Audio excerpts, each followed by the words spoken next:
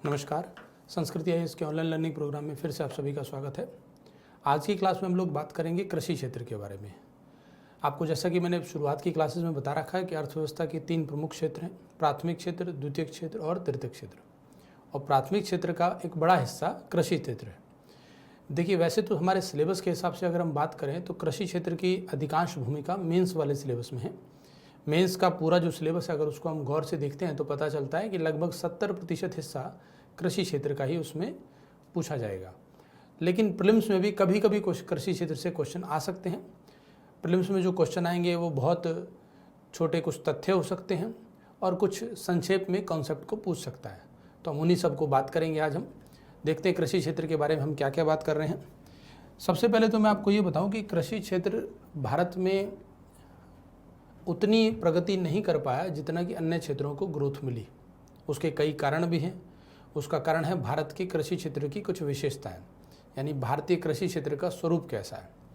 एक और बात आप यहाँ पर ध्यान रखेंगे कि हम लोग कृषि क्षेत्र का आर्थिक पक्ष यहाँ पर डिस्कस कर रहे हैं, उसका भौगोलिक पक्ष नहीं। वो आप ज्योग्राफी वाले पार्ट में पढ़ ही लेते हैं, तो इसलिए इसको हम आर्थिक पॉइंट ऑफ व्यू से समझें तो ज़्यादा अच्छा रहेगा। भारतीय अर्थव्यवस्था में कृषि क्षेत्र का स्वरूप समझें तो कुछ ऐसा ही स्वरूप है कि कृषि क्षेत्र में उत्पादन, जो प्रति हेक्टेयर उत्पादन की मात्रा है वो कम है। भूमि की जोतों का आकार छोटा है क्योंकि लगातार जोतों का विखंडन हुआ। कृषि क्षेत्र, भारतीय कृषि क्षेत्र खासकर मानसून पर निर्भर है, ये तो आप सब लोग जानते ही हैं।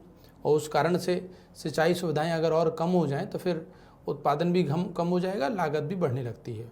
तो ये कुछ भारतीय कृषि क्षेत्र की विशेषता है कि आधुनिक कृषि इनपुट जो है उनका अभाव है हमारे पास। जो आधुनिक संयंत्र है वो नहीं मिल पाते हैं, सभी किसानों तक पहुंच नहीं पाते हैं।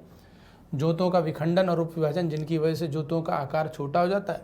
लघु जोत हो जाएगी तो लागत बढ़ने लगती है, और लागत ज़्यादा और आउटपुट अगर कम आएगा तो निम्न कृषि उत्पादकता दिखाई देगी। भारतीय कृषि क्षेत्र में प्रचंड बेरोजगारी भी है, छिपी हुई बेरोजगारी जिसे हम नाम देते हैं। तो प्रचंड बेरोजगारी की समस्या पाई जाती है। उसके अलावा जैसा मैंने कहा कि मानसून पर निर्भरता है, या आउटडेटेड टेक्नोलॉजी का प्रयोग कर रहे हैं, या हम ऐसा कह सकते हैं कि भारत में परंपरागत कृषि अभी भी चल रही है, वैज्ञानिक कृषि को पर्याप्त रूप से बढ़ावा नहीं मिला है। तो ये कुछ एक भारतीय कृषि क्षेत्र का स्वरूप है। एक बात आप ध्यान रखेंगे, अब यहाँ से शायद ही कभी प्रीलिम्स में क्वेश्चन यहाँ से पूछेगा, इसीलिए ये जानना तो चाहिए, बट ये आपको पता रहे कि प्रीलिम्स में क्वेश्चन इस एरिया से नहीं आता है।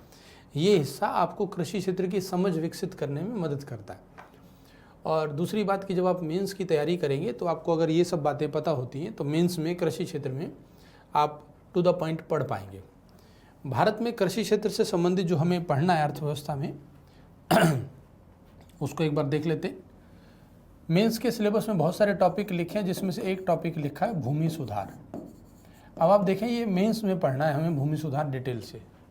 प्रीलिम्स में यहाँ से क्वेश्चन शायद ही कभी आए, लेकिन क्वेश्चन आ जाए तो कौन से हिस्से का आ सकता है उसको भी समझेंगे। उसके अलावा भारत में सरकार कृषि क्षेत्र में विभिन्न प्रकार की सब्सिडी देती है। पीडीएस प्रणाली, सार्वजनिक वितरण प्रणाली का प्रयोग किया जाता है। सार्वजनिक वितरण प्रणाली के बाद हम खाद्य प्रसंस्करण क्षेत्र के बारे में जानते हैं, और फिर उसके बाद पशुपालन, मत्स्य पालन, उस संबंध में हम बात करेंगे। तो भूमि सुधार के बारे में अगर हम देखें तो भारत में भूमि सुधार बहुत ही धीमी गति से हुए हैं। भूमि सुधार का अर्थ है कि कृषक और भूस्वामी के मध्य जो आपसी संबंध है उसमें सुधार होना चाहिए, वो संबंध सौहार्दपूर्ण होना चाहिए। लेकिन विभिन्न कारणों से ऐसा नहीं रहा। आपको पता होगा, इतिहास में भी आपने पढ़ा हो कि 3 प्रकार की भूधारण प्रणालियां भारत में स्वतंत्रता से पहले प्रचलित थी, और उन तीनों प्रणालियों के कारण भारत में बिचौलियों की संख्या अत्यधिक हो गई थी, जिससे कृषक को अपनी लागत भी प्राप्त करने में बहुत दिक्कत आती थी। यानी उसको लाभ तो नहीं होता था, इनफैक्ट उसे लागत भी अपनी पॉकेट से ही खर्च करनी पड़ रही थी, जिसकी वजह से किसान ऋण के जाल में फंस जाता था। तो अर्थात भारत में कृषक को उसका हक नहीं मिला है, आप ऐसा कह सकते हैं। जितनी वो इनपुट लगा रहा था उतना आउटपुट प्राप्त नहीं हो पाता था, और कृषि जोतों का लगातार विखंडन होता गया। उसका एक कारण है वंशानुक्रम। लगातार जैसे जैसे उत्तराधिकार की बात आती रही तो कृषि जोतों का विखंडन होता रहा, विभाजन होता गया और उसकी वजह से भूजोतों का आकार निरंतर छोटा हुआ। भूजोतों का आकार छोटा होने के कारण न केवल उत्पादकता घटी बल्कि कृषि क्षेत्र जो कि आप कह सकते हैं लाभकारी बन सकता था, वो धीरे धीरे अलाभकारी बनता गया। तो इसीलिए यहाँ पर एक फैक्चुअल पॉइंट पर हम ध्यान देंगे कि भारत में पहले तो हम कृषि क्षेत्र की भूमिका भी जान लेते हैं। कृषि क्षेत्र का जीवीए में कितना रोल है, ये कुछ तथ्य हैं। जैसे आप देख रहे हैं कि कृषि एवं संबद्ध क्षेत्रों में जीवीए 2014-15 में उसकी भूमिका 18.2% थी। जीवीए यानी ग्रॉस वैल्यू एडेड, ये हम पढ़ चुके हैं जीडीपी वाले टॉपिक में। 2015-16 में रोल 17.7% रहा। आपको ये तथ्य याद नहीं करने, लेकिन कभी कभी प्रीलिम्स में यूपीएससी ऐसा क्वेश्चन पूछ लेता है कि लगातार 5 वर्षों से, ध्यान दीजिएगा कथन पर, और आप प्रीवियस ईयर के क्वेश्चन साथ साथ हल भी कर रहे हैं तो आप देख रहे होंगे, ऐसा क्वेश्चन पूछ सकता है कि लगातार पिछले 5 वर्षों से कृषि क्षेत्र की जीवीए में भूमिका घट रही है। अब लगातार घट रही है कि नहीं, ये अगर आपको आंकड़े आपने देखे हुए होंगे या इससे संबंधित ग्राफ देखा हुआ होगा तो आप उस स्टेटमेंट को हल कर सकते हैं। मैं फिर से कहूँगा, प्रीलिम्स में क्वेश्चन किस प्रकार से आते हैं कृषि क्षेत्र के, अगर आप ये जानते हैं या आपने कभी प्रीलिम्स प्रीवियस ईयर के क्वेश्चन देखे हैं तो आप कृषि क्षेत्र का हिस्सा समझ पाएंगे। अन्यथा आपको लगेगा सर ने शॉर्टकट में पढ़ाया है, क्योंकि मेंस में ही इसका ज़्यादा रोल है। प्रीलिम्स में जिस हिसाब से क्वेश्चन आते हैं उस हिसाब से हमें पढ़ लेना चाहिए। मेंस में हम इन तथ्यों पर ज़्यादा बल नहीं देते, लेकिन प्रीलिम्स में मैं आपको इसलिए बता रहा हूँ कि यहाँ से स्टेटमेंट बन सकता है। तो आप देखें 2014-15 से और 2019-20 तक लगातार कृषि क्षेत्र की भूमिका जीवीए में घट रही है, यानी ये ग्राफ निरंतर नीचे की तरफ जा रहा है। तो यहाँ से प्रीलिम्स में स्टेटमेंट बन सकता है। तो आपको ये परसेंटेज याद नहीं रखना है, हाँ एक दिमाग में इमेज होनी चाहिए कि हाँ लगातार रोल घट रहा था या लगातार बढ़ रहा था या उतार चढ़ाव है। इससे आप उस स्टेटमेंट को हल कर पाएंगे। नेक्स्ट जैसे ये देखें हम कि जीवीए की कृषि और इससे संबद्ध क्षेत्रों में सकल पूंजी निर्माण की प्रतिशतता है। अब सकल पूंजी निर्माण में कृषि क्षेत्र का कितना रोल रहा, तो 2013-14 में 17.7% है, फिर घट गया, उसके बाद फिर बढ़ा और फिर घट गया है, अर्थात निरंतर एक क्रम में नहीं चल रहा है। पूंजी निर्माण जितना ज़्यादा होगा उतना ही रोजगार का सृजन भी ज़्यादा होगा और अर्थव्यवस्था को उतनी ही मजबूती प्राप्त होगी। तो यहाँ पर निरंतर नहीं चल रहा है। जब निरंतर क्रम ना हो वहाँ से क्वेश्चन आने के चांस कम हो जाते हैं। कोई एक क्रम निरंतर बढ़ रहा हो या घट रहा हो तो वहाँ से यूपीएससी प्रीलिम्स में स्टेटमेंट बना सकता है, इस बात का ध्यान रखेंगे। और कुछ हम तथ्य देख लेते हैं जहाँ से स्टेटमेंट बन सकते हैं। जैसे देखिए, कृषि और इससे संबद्ध क्षेत्रों के जीवीए में वृद्धि, कितनी ग्रोथ हो रही है annually, agriculture and allied sector में कितनी ग्रोथ है, तो हमें उस ग्रोथ को समझना होगा। अब ग्रोथ के आंकड़े देखें कि टोटल तो जीडीपी की ग्रोथ हुई 7.2%, लेकिन एग्रीकल्चर माइनस में चल रहा था, माइनस में ग्रोथ हुई एग्रीकल्चर की, यानी पिछले वर्ष के मुकाबले एग्रीकल्चर सेक्टर, एग्रीकल्चर और अलाइड सेक्टर में 0.2% घटा, वो कम हुआ, उसका जो जीवीए का आंकड़ा था वो घट गया, तो ये माइनस में चला गया। आपको याद आ रहा होगा, मैंने आपको जीडीपी जीवीए ग्रोथ वर्ड समझा रखे हैं। तो पूरी जीडीपी 7.2% की ग्रोथ कर रही है, लेकिन एग्रीकल्चर माइनस में जा रहा है। उसके बाद देखिए थोड़ा सा वो प्लस में आया, फिर नेक्स्ट ईयर अच्छी खासी ग्रोथ करी। 2016-17 में 6.3% की ग्रोथ कृषि और संबंधित क्षेत्र में हुई, फिर उसके बाद घट गया और घट गया और अभी और घट रहा है। अर्थात आप देखें तो ये जो स्टार लगा हुआ है ये अनुमानित है, यानी लगभग इतना रह सकता है। परंतु इससे एक बात पता चल रही है कि पिछले 2-3 वर्षों में कृषि क्षेत्र की ग्रोथ घटी भी है, बीच में बढ़ गई थी 2016-17 में। अब इसके कई कारण हो सकते हैं, आप खुद से इमेजिन करेंगे तो आप प्राकृतिक कारण भी इमेजिन कर पाएंगे, जैसे मानसून का कैसा प्रभाव रहा, मानसून सही समय पर आया कि नहीं, सही मात्रा में वर्षा हुई कि नहीं, तो वो सब तो कारण होते ही हैं। उसके अलावा जो सरकार की नीतियां हैं वो भी एक कारण होते हैं। कई बार सरकार की नीतियां ऐसी थी कि किसान तक उसका लाभ नहीं पहुंचा, और कभी कभी सरकार ने अपनी नीतियां बदली, किसान को लाभ मिला और कृषि क्षेत्र की ग्रोथ बढ़ने लगी। तो आपको यूपीएससी क्वेश्चन प्रीलिम्स में कैसे पूछेगा, मैं बार बार कह रहा हूँ, हमें प्रीलिम्स के दृष्टिकोण से पढ़ना है। यहाँ पर प्रीलिम्स में यूपीएससी क्वेश्चन कैसे पूछ सकता है कि निरंतर 5 वर्षों से, पिछले 5 वर्षों में कृषि एवं संबंधित क्षेत्र की संवृद्धि दर ग्रोथ रेट लगातार घट रही है। अब लगातार घट रही है कि नहीं ये देखना आपको। तो लगातार ना तो घट रही है ना ही लगातार बढ़ रही है, यानी उतार चढ़ाव बहुत था। तो ये जो स्टेटमेंट है आपको वहाँ पर बस यही बताना होता है प्रीलिम्स में कि ये सही है कि गलत है। मैं फिर से कह रहा हूँ, सारे आंकड़े याद नहीं रखने हैं। आपने अगर इसको एक बार गौर से देख लिया तो इतना ध्यान दिमाग में रहता है कि ना तो लगातार घट रहा था ना बढ़ रहा था। इसी में आगे और बात करें कि जीवीए में फसलों की भूमिका, तो आप देखिए माइनस में चल रहा था ग्रोथ, इस वर्ष प्लस में आया था वो।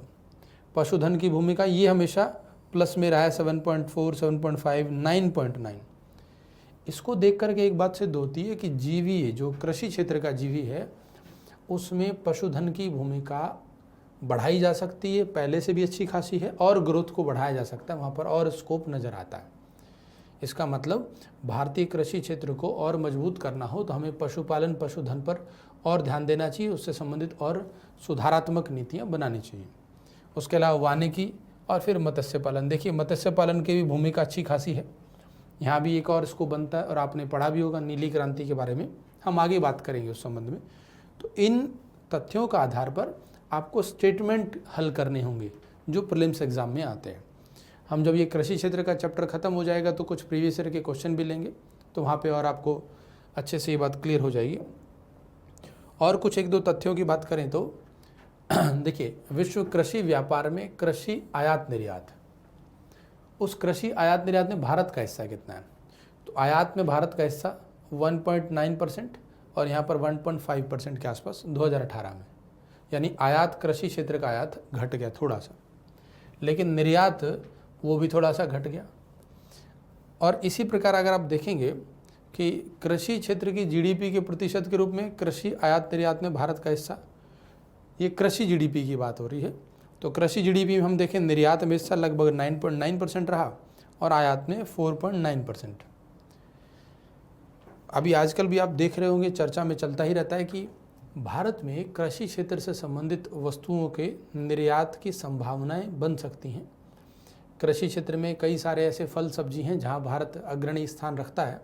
यदि उसको पर्याप्त मात्रा में सही से इंफ्रास्ट्रक्चर उपलब्ध हो जाए तो वहां पर निर्यात किया जा सकता है, अर्थात इस निर्यात का रोल बढ़ाया जा सकता है, जिससे न केवल किसानों को रोजगार मिलेगा बल्कि उनकी आय में भी वृद्धि हो पाएगी।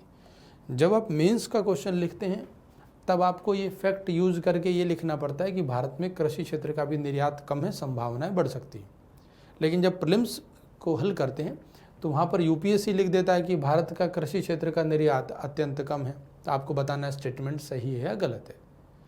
कभी भी यूपीएससी प्रीलिम्स में ये नंबर नहीं पूछता है कि 2.15% है या 2.27% है, ऐसा कभी नहीं होता है।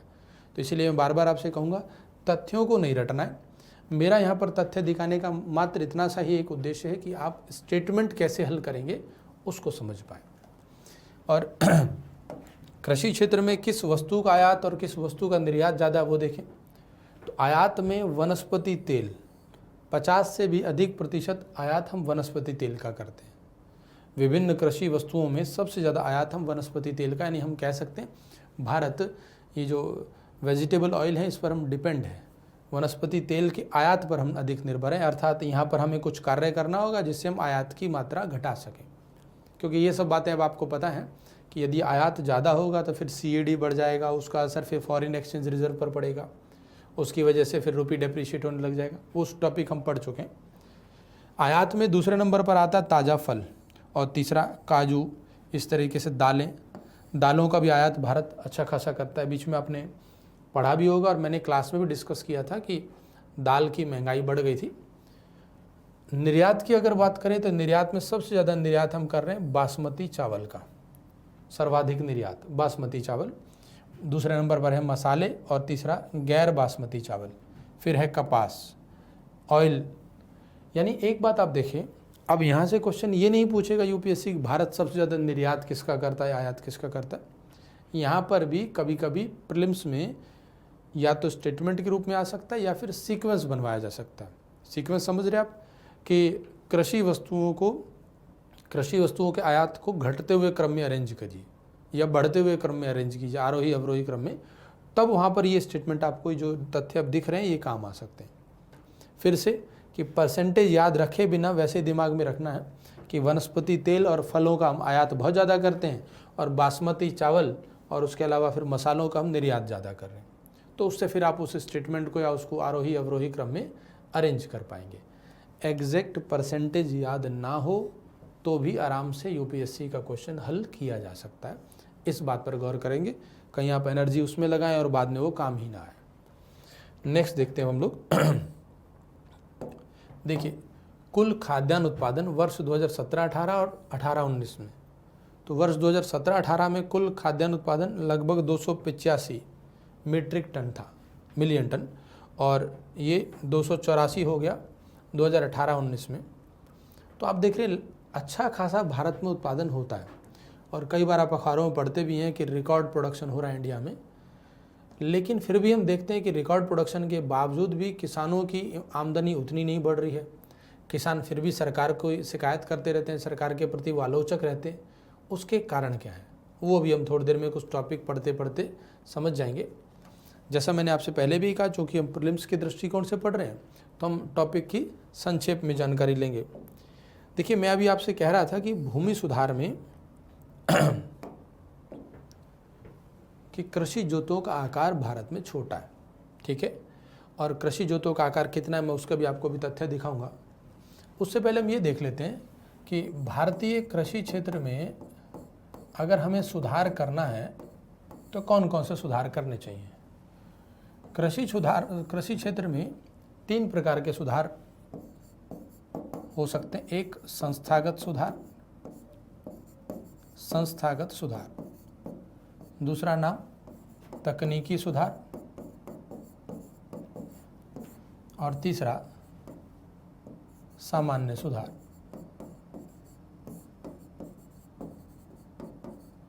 मतलब कृषि क्षेत्र की समस्या है 3 प्रकार की है, उनके 3 प्रकार के सुधार हैं। संस्थागत सुधार का मतलब है काश्तकार की जो समस्या है, लगान की समस्या या भूजोतों के आकार की समस्या, उससे संबंधित सुधार, बिचौलियों की समस्या। तकनीकी सुधार का मतलब कृषि क्षेत्र में टेक्नोलॉजी का कहाँ कहाँ पर प्रयोग संभव है, कैसे किया जाए वो। और तीसरा सामान्य सुधार, जैसे किसानों को सरलता से लोन नहीं मिल पाता, यानी वित्त की समस्या रहती है, उससे संबंधित सुधार, या सिंचाई सुविधाओं का अभाव है। तीनों से संबंधित सुधारों को ही हमें मेंस में डिटेल से पढ़ना होता है और प्रीलिम्स में हम संक्षेप में इनको जान लेते हैं। तीनों को मिला दें, यानी तीनों सुधारों पर सरकार अगर नीतियां बनाए, फोकस करे, तो कह सकते हैं कि कृषि क्षेत्र की स्थिति को और बेहतर किया जा सकता है। अब इन तीनों में क्या क्या है एक बार मैं आपको स्लाइड के माध्यम से दिखा देता हूँ। जैसे देखिए, पहला था संस्थागत सुधार। भूमि सुधार जो वर्ड यूज़ किया जाता है वो एक्चुअली कृषि क्षेत्र के संस्थागत सुधार को ही कहा जाता है। इसमें क्या क्या शामिल होता है कि बिचौलियों की संख्या कम करनी है, मध्यस्थों का उन्मूलन, जमींदारी प्रथा का उन्मूलन, लगान का नियमन करना है कि किसान से लगान बहुत कम मात्रा में और एक निश्चित मात्रा में लिया जाए, बार बार उसमें उतार चढ़ाव ना हो, चकबंदी, हदबंदी, सहकारी कृषि को बढ़ावा, ये भूमि सुधार के अंतर्गत है। दूसरा जो तकनीकी सुधार था, इसमें कृषि क्षेत्र का आधुनिकीकरण, उन्नत बीजों का प्रयोग, रासायनिक खाद का प्रयोग, फसल संरक्षण के लिए उत्तम कोटि की कीटनाशक और दवाइयाँ, वैज्ञानिक खेती और खेती के लिए यांत्रिक उपकरण जो सरलता से उपलब्ध हो और कम दाम पर उपलब्ध हो। सामान्य सुधार में सिंचाई सुविधाएं, साख उपलब्ध होनी चाहिए किसान के पास, जिसके लिए किसान हमेशा साहूकार पर डिपेंड हो जाता है। कीमत समर्थन नीति, ये सब्सिडी से संबंधित है, हम बात करेंगे इसके बारे में। अच्छी भंडारण व्यवस्था, विपणन व्यवस्था। तो ओवरऑल आप देखेंगे कि किसानों की जो समस्या है कि किसान पर्याप्त मात्रा में आमदनी प्राप्त नहीं कर पाते हैं, जबकि भारत में रिकॉर्ड प्रोडक्शन हो रहा है, तो उसके लिए तीनों प्रकार के सुधारों की आवश्यकता है। और जैसा मैंने कहा आपसे कि मेंस जो हम तैयार करते हैं, यूपीएससी का जो मेंस का सिलेबस, उसमें भूमि सुधार अलग से टॉपिक लिखा हुआ है। तो ये पूरी चीज़ हम डिटेल से पढ़ते हैं। प्रीलिम्स के दृष्टिकोण से हम इतना जान लेते हैं कि भारत में स्वतंत्रता से पहले जमींदारी प्रथा थी, उसकी वजह से बिचौलियों की संख्या बढ़ जाती थी। धीरे धीरे सरकारों ने कानून बनाए और मध्यस्थों का उन्मूलन किया, और ताकि किसान और सरकार डायरेक्टली आपस में संबंध बना सके, मध्यस्थों की बिचौलियों की संख्या को घटाते गए, धीरे धीरे कम कर दिया, खत्म, समाप्त कर दिया। लगान का नियमन का मतलब हुआ कि लगान की मात्रा को निश्चित किया गया। पहले होता था कि जो जमींदार है वो किसानों से, काश्तकारों से बहुत अधिक लगान ले लेता था। उसकी वजह से किसानों को मतलब लाभ प्राप्त होने की बजाय उनको नुकसान ही होता था। तो सरकार ने लगान का नियमन किया। फिर चकबंदी, हदबंदी, सहकारी कृषि, ये आपके लिए मेंस का टॉपिक है। मैं मान के चलता हूँ, वैसे आप ज्योग्राफी में भी इसको सुन लेते हैं, पढ़ लेते हैं कि यदि कुछ किसान परस्पर आपस में एक दूसरे का सहयोग करते हुए एक साथ खेती करें तथा उनकी अपनी अपनी जो ज़मीन है उस पर मालिकाना हक भी बना रहे, तो उस प्रकार की कृषि को सहकारी कृषि कहते हैं। यानी अगर इसको इस तरीके से समझें, सपोज कि ये अलग अलग किसानों की ज़मीन है, A, B, C, ये 3 अलग अलग किसानों की ज़मीन है। अभी तक था तीनों अपने अपने भूमि पर खेती करते थे, लेकिन यदि तीनों मिलकर के खेती करें, एक साथ ही तीनों इस पूरे एरिया पर सिंचाई करें, एक साथ ही उसकी खेत की जुताई करें और जितनी कृषि क्षेत्र की क्रियाएं होती हैं सब एक साथ पूरा करें, आपस में खर्च को भूमि के मात्रा के अनुपात में डिवाइड कर लें और उसी अनुपात में उसका जो उत्पादन है उसे डिवाइड कर लें, तो ऐसी कृषि को सहकारी कृषि कहते हैं। इसका सबसे बड़ा लाभ होता है कि कृषि क्षेत्र में जो लागत लगनी है वो तुलनात्मक रूप से घट जाएगी, और अगर तीनों किसान मिलकर के परस्पर एक साथ खेती करेंगे तो आउटपुट ज़्यादा होने के चांस हैं। ये जो दो भूमि के बीच में जो डिवाइडर है, इस डिवाइडर पर भी अब खेती हो पाएगी, क्योंकि अब हम एक साथ मिलकर के खेती कर रहे हैं। यानी आप ऐसा कह सकते हैं कि तीनों का मालिकाना हक तो बना हुआ है, लेकिन परस्पर सहयोग करते हुए एक दूसरे के साथ तब खेती की जाए, कृषि कार्य की जाए, तो उसे सहकारी कृषि कहते हैं। इसका बहुत लाभ है भारत में, लेकिन बहुत अधिक बढ़ावा मिल नहीं पाया। उसके कई कारण हैं, आप जानते हैं। भारत में जाति प्रथा, समाज में जो आर्थिक और जातिगत भेदभाव हैं, उनके कारण बहुत अधिक सहकारी कृषि को प्रोत्साहन नहीं मिल पाया। सरकार की भी वहाँ पे हम कह सकते हैं कि बहुत ज़्यादा प्रोत्साहन वाली नीतियाँ नहीं रही। हम बात कर रहे थे भूमि सुधार की, तो उसी क्षेत्र में हम एक चीज़ और देख लेते हैं। देखिए, जैसा मैं आपको बता भी रहा था कि भूमि सुधार में मध्यस्थों का अंत, काश्तकारी सुधार में काश्तकारी स्वामित्व, लगान का नियमन और स्वामित्व का अधिकार, स्थायित्व मिले काश्तकारों को, यानी उनको जो भूमि से बेदखल करने की असुरक्षा की भावना उनके मन में रहती है वो समाप्त हो, और लगान का नियमन भी हो, साथ साथ उनको भूमि पर एक निश्चित समय तक स्वामित्व मिलना चाहिए। इससे संबंधित अगर आपको पता हो तो मेंस के सिलेबस में पढ़ना होता है वो डिटेल से। पट्टेदारी कानून बनाया गया है नीति आयोग द्वारा, जिसे राज्य सरकारें क्रम से लागू करती जा रही हैं। लीगल लैंड लीजिंग एक्ट, तो उसकी यहाँ पर चर्चा करने की आवश्यकता नहीं है। जोतों की चकबंदी, यानी एक लिमिट कर दी जाए, अलग अलग स्थान पर अलग भूमि जोत हैं तो उन सबको मिलाकर के एक स्थान पर कर दिया जाए ताकि वैज्ञानिक कृषि को बढ़ावा मिल सके। फिर सहकारी कृषि, जोतों की हदबंदी और ये संवैधानिक प्रावधान। तो ये सब हमें भूमि सुधार में मेन से पढ़ना होता है। प्रीलिम्स के दृष्टिकोण से आपको ये पता होना चाहिए कि वर्तमान में भारत में कृषि गणना के अनुसार जोतों की स्थिति कैसी है।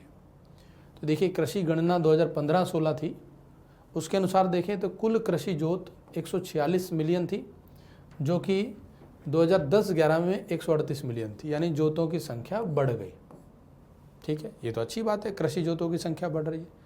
लेकिन इसको दूसरे तरीके से देखें तो छोटी और सीमांत जोत पहले अभी 86.2% है, पहले वो 84.9% थी, अर्थात छोटी और सीमांत जोतों की संख्या बढ़ गई। 1 हेक्टेयर से जो छोटी जोत है उसे हम सीमांत जोत कहते हैं। अब आप देख रहे हैं कि अगर सीमांत जोतों की संख्या बढ़ेगी, इसका मतलब है कि लागत बढ़ेगी। छोटे छोटे भूमि पर किसानों को कृषि कार्य करने पड़ेंगे, जुताई भी नहीं हो पाएगी वहाँ पे ठीक से, इससे उनकी लागत बढ़ेगी, आउटपुट कम आ जाएगा और फिर फाइनली कृषि अलाभकारी बनती जाएगी। तो भारतीय कृषि क्षेत्र में ये एक बड़ी समस्या है कि सीमांत जोतों का आकार बढ़ता जा रहा है। आप देखें तो बड़ी जोतों की संख्या अभी 13.22% है, पहले वो 14.29% थी, अर्थात बड़ी जोत घट रही है। जब छोटी जोत बढ़ी है मतलब कि बड़ी जोत घट गई है। इसका क्या परिणाम निकलेगा कि कृषि क्षेत्र में दिक्कतें आएंगी, बड़ी जोत होगी तो किसान को उसके कृषि कार्य करने में आसानी रहती है, एक ही स्थान पर वो सारे कार्य पूरे कर पाता है। तो इस प्रकार आप देखें, ये पूरे कुछ आंकड़े हैं। अब यहाँ से भी यूपीएससी प्रीलिम्स में क्वेश्चन बना सकता है। कृषि जोतों का औसत आकार अभी 1.08 हेक्टेयर है, जो कि पहले 1.15 हेक्टेयर, यानी औसतन एक जोत का आकार पहले की तुलना में अब घट गया है। ये समस्या है।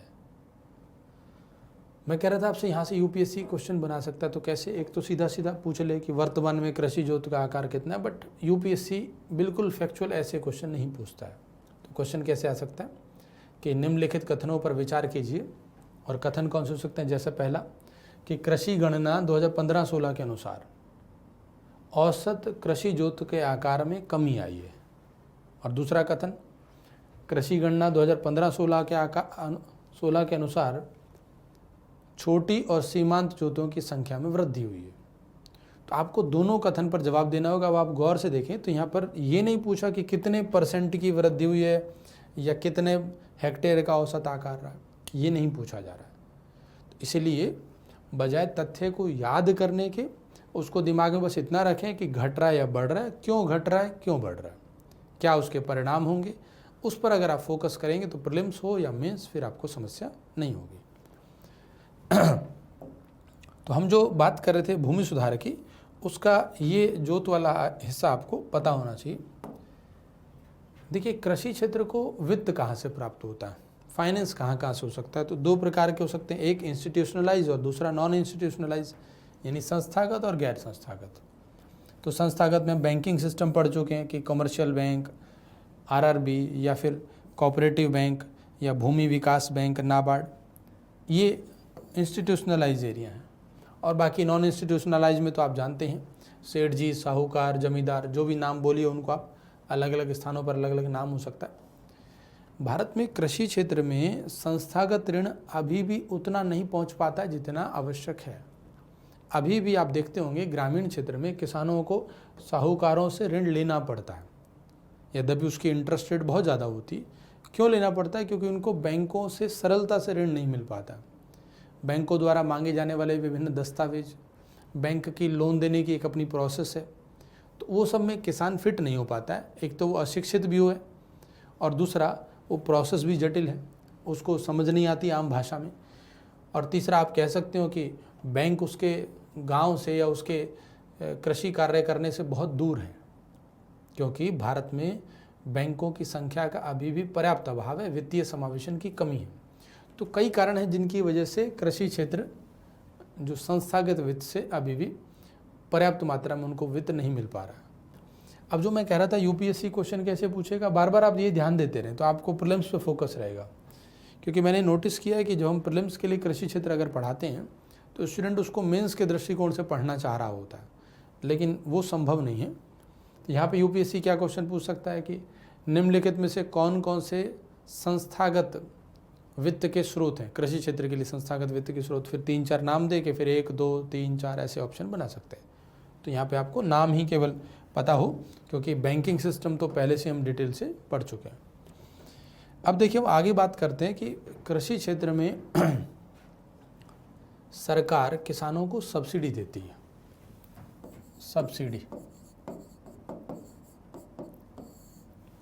सब्सिडी को हम हिंदी में सहायकी कह सकते हैं, कभी कभी एग्जाम में इसका हिंदी परिदान किया गया है। अनुदान नहीं करिएगा, अनुदान ग्रांट होता है, वो अलग बात है। अब सब्सिडी किसानों को क्यों दी जाती है? ताकि कृषि क्षेत्र में हम उत्पादन की मात्रा को बढ़ावा दे सकें। आप इसको दूसरे दृष्टिकोण से समझिए कि किसान इतने सक्षम नहीं है कि वो कृषि क्षेत्र में पर्याप्त मात्रा में धन लगा सकें, उनके पास पर्याप्त पूंजी नहीं। इसीलिए सरकार किसानों को आर्थिक रूप से सहायता प्रदान करती है ताकि वो उत्पादन बढ़ा सके और अपनी आय बढ़ा सके। तो सरकार द्वारा दी जाने वाली आर्थिक मदद ही यहाँ पर सब्सिडी का नाम ले रही है। अब सरकार का पर्पज है कि कृषि क्षेत्र में उत्पादन बढ़ेगा तो नो डाउट GVA में कृषि क्षेत्र का रोल बढ़ जाए। दूसरा, किसानों की आय में वृद्धि होगी, उनको रोजगार मिल रहा है। और तीसरा सबसे इम्पॉर्टेंट हिस्सा कि खाद्यान्न उत्पादन पर्याप्त मात्रा में होता रहेगा। खाद्यान्न उत्पादन यदि पर्याप्त मात्रा में हो तो हम कह सकते हैं कि हम फूड इन्फ्लेशन को कंट्रोल कर सकते हैं। हम पढ़ चुके हैं पहले खाद्य मुद्रास्फीति। भाई सप्लाई बढ़ेगी तभी तो इन्फ्लेशन को कंट्रोल करेंगे। और मैंने आपको पढ़ाया हुआ है कि फूड इन्फ्लेशन का सबसे बड़ा कारण बॉटलनेक है, यानी सप्लाई में बाधाएं। तो हमें सप्लाई में बढ़ाना है। अब सप्लाई बढ़ाने के लिए कभी कभी सरकार विशेष परिस्थितियों में विशेष तरीकों से किसानों को जो आर्थिक मदद दे रही है उसी का नाम सब्सिडी है। तो सब्सिडी क्यों दी जाती है हम उसको एक मोटे तौर पर समझ चुके हैं। मैं फिर से कह रहा हूँ, हम डिटेल में नहीं जाएंगे, इसके संक्षेप में समझेंगे क्योंकि हम प्रीलिम्स के दृष्टिकोण से पढ़ रहे हैं।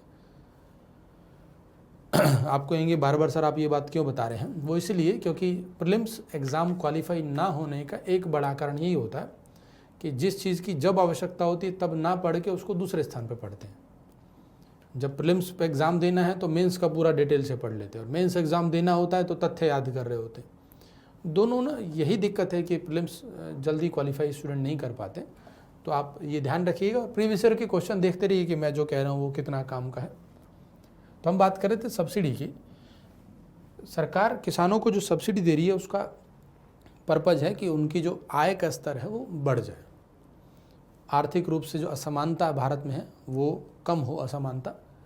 अब सब्सिडी देने के लिए सबसे ज़्यादा जो पॉपुलर सब्सिडी है उसका नाम है MSP, minimum support price. Minimum support price Hindi में नाम है न्यूनतम समर्थन मूल्य। नाम से समझ में आ जाएगा बहुत कुछ तो, कि सरकार द्वारा एक न्यूनतम मूल्य की घोषणा की जाती है कुछ चुनिंदा फसलों के लिए। वो न्यूनतम मूल्य एक ऐसा मूल्य है जिस पर सरकारी एजेंसियां किसानों से पर्टिकुलर उस फसल को खरीद लेंगी। एग्जाम्पल से समझते हैं, जैसे मान लेते हैं गेहूं का न्यूनतम समर्थन मूल्य सरकार ने बोला 1600 रुपये प्रति क्विंटल। इसका मतलब है कि जब गेहूं का उत्पादन हो जाएगा तो किसान अगर सरकारी एजेंसी को गेहूं बेचना चाहे तो बेच सकता है। 1600 रुपये मिनिमम मिलेंगे आपको, इससे कम नहीं। ये मिनिमम सपोर्ट हम आपको कर रहे हैं। एक्चुअल में जो सब्सिडी टॉपिक है ये कीमत समर्थन नीति का हिस्सा है, प्राइस सपोर्ट पॉलिसी। सरकार किसानों को वस्तुओं की प्राइस में सपोर्ट करती है कि आपको इतना प्राइस तो कम से कम मिल पाए। तो 1600 रुपये प्रति क्विंटल जो घोषणा की गई ये मिनिमम सपोर्ट हो गया कि हम इतना तो कम से कम आपको सपोर्ट करेंगे। भारत में MSP की घोषणा CCEA, cabinet committee of economic affairs द्वारा की जाती है, लेकिन CCA इसकी घोषणा CACP की रिकमेंडेशन पर ही करता है। Commission for agriculture cost and price CACP सिफारिश करेगा और CCEA उसको फाइनल घोषणा करेगा। फाइनल अनुमोदन CCEA का माना जाएगा। हिंदी में कृषि लागत एवं मूल्य आयोग की सिफारिश पर आर्थिक मामलों की कैबिनेट समिति MSP की घोषणा करती है। MSP की घोषणा फसल की बुवाई से पहले कर दी जाती है ताकि किसान उसी के अनुसार फसल बुवाई कर पाए। अब ये बात तो आप समझ रहे होंगे कि अगर MSP जिस फसल का ज़्यादा घोषणा की जाएगी तो संभावना है कि किसान उसी फसल की बुवाई ज़्यादा करेंगे, और यदि किसी फसल के MSP कम रखा जाएगा तो उससे किसान उस पर हतोत्साहित होंगे, उसका उत्पादन कम करने में उनकी रुचि हो जाएगी। अर्थात सरकार जब MSP की घोषणा करती है तो ये ध्यान में रखा जाता है कि बाज़ार में किस वस्तु की मांग ज़्यादा है और किसकी आपूर्ति कम है। जिस कृषि उत्पाद की आपूर्ति कम है, यदि हम उसका MSP बढ़ा दें तो हम उसकी आपूर्ति को बढ़ावा दे सकते हैं। मेरी बात समझ आई? मान लो दालों की सप्लाई कम है इंडिया में। अब दालों की सप्लाई बढ़ाने का तरीका एक है, तरीका उत्पादन बढ़ाओ, दूसरा आयात कर लो। उत्पादन बढ़े इसके लिए किसानों को प्रोत्साहन देना होगा। प्रोत्साहन का एक अच्छा तरीका है MSP। यदि दाल का MSP बढ़ा दिया जाए तो दाल का उत्पादन बढ़ाने में किसान रुचि लेंगे, सप्लाई बढ़ जाएगी, और सप्लाई बढ़ेगी तो दाल की मुद्रास्फीति को नियंत्रित किया जा सकता है। ऐसे ही जिस वस्तु की बाज़ार में मांग ज़्यादा है, हमेशा बढ़ती रहती है, उसका MSP बढ़ा देना चाहिए। यानी MSP निर्धारण के कई आधार हो सकते हैं, जिसमें से सबसे बेसिक और इम्पॉर्टेंट आधार है डिमांड एंड सप्लाई। बाजार मांग और आपूर्ति के अनुसार CACP MSP की सिफारिश CCEA को कर देता है। क्लियर है? और देखिए एमएसपी की आलोचना भी हो सकती है क्योंकि वो बाजार में प्रतिस्पर्धा के विपरीत चलता है, लेकिन हम फिलहाल उसकी आलोचना और सकारात्मक पक्ष की बात नहीं करेंगे। हमें संक्षेप में प्रीलिम्स के अनुसार पढ़ना तो उतना देखेंगे। जो किसान बिल जो आए हैं उनमें भी एमएसपी पे कुछ चर्चा चल रही है, तो आप उसको अभी नहीं पढ़िएगा, मैं कहूँगा ज़्यादा डिटेल में उसकी नहीं जाइएगा क्योंकि वो मेंस के पक्ष से है। और अभी आपको अगर प्रीलिम्स एग्ज़ाम देना है तो फिलहाल प्रीलिम्स के दृष्टिकोण से इतना पता हो कि एमएसपी होता क्या है और कौन डिक्लेयर करता है, और इसका एक 2-3 लाइन में संक्षिप्त उद्देश्य बताओ। एमएसपी क्यों डिक्लेयर किया जाता है? किसानों को आर्थिक रूप से प्रोत्साहन देना है, आर्थिक मदद देनी है, वस्तुओं को जो कृषि उत्पाद हैं उनकी बाजार में मांग और आपूर्ति में संतुलन बनाना है, किसानों को प्रोत्साहित करना है किसी पर्टिकुलर फसल के लिए, इसलिए एमएसपी की घोषणा की जाती है। तो उसका बेसिक उद्देश्य आपको समझ में आ जाए। अगर आप किसान बिल वगैरह अभी से डिटेल में समझने लग जाएंगे और आपको बेसिक चीज़ें नहीं पता होंगी तो फिर मुझे लगता है समस्या हो जाएगी, इसीलिए पहले बेसिक बात बताओ। सब्सिडी की बात हम करें तो एक सब्सिडी तो एमएसपी है, दूसरा सरकार उर्वरक क्षेत्र में भी सब्सिडी देती है, फर्टिलाइज़र में भी सब्सिडी दी जाती है, फर्टिलाइज़र सेक्टर में भी सब्सिडी है। भारत में 3 प्रकार के फर्टिलाइज़र रासायनिक उर्वरक ज़्यादा प्रयोग होते हैं, नाइट्रोजन, फास्फोरस और पोटेशियम, जिसको हम एनपीके का नाम देते हैं। इन तीनों प्रकार के उर्वरकों में सरकार की तरफ से सब्सिडी मिल रही है, लेकिन ज़्यादा फोकस नाइट्रोजन बेस्ड फर्टिलाइज़र यानी यूरिया पर रहता है।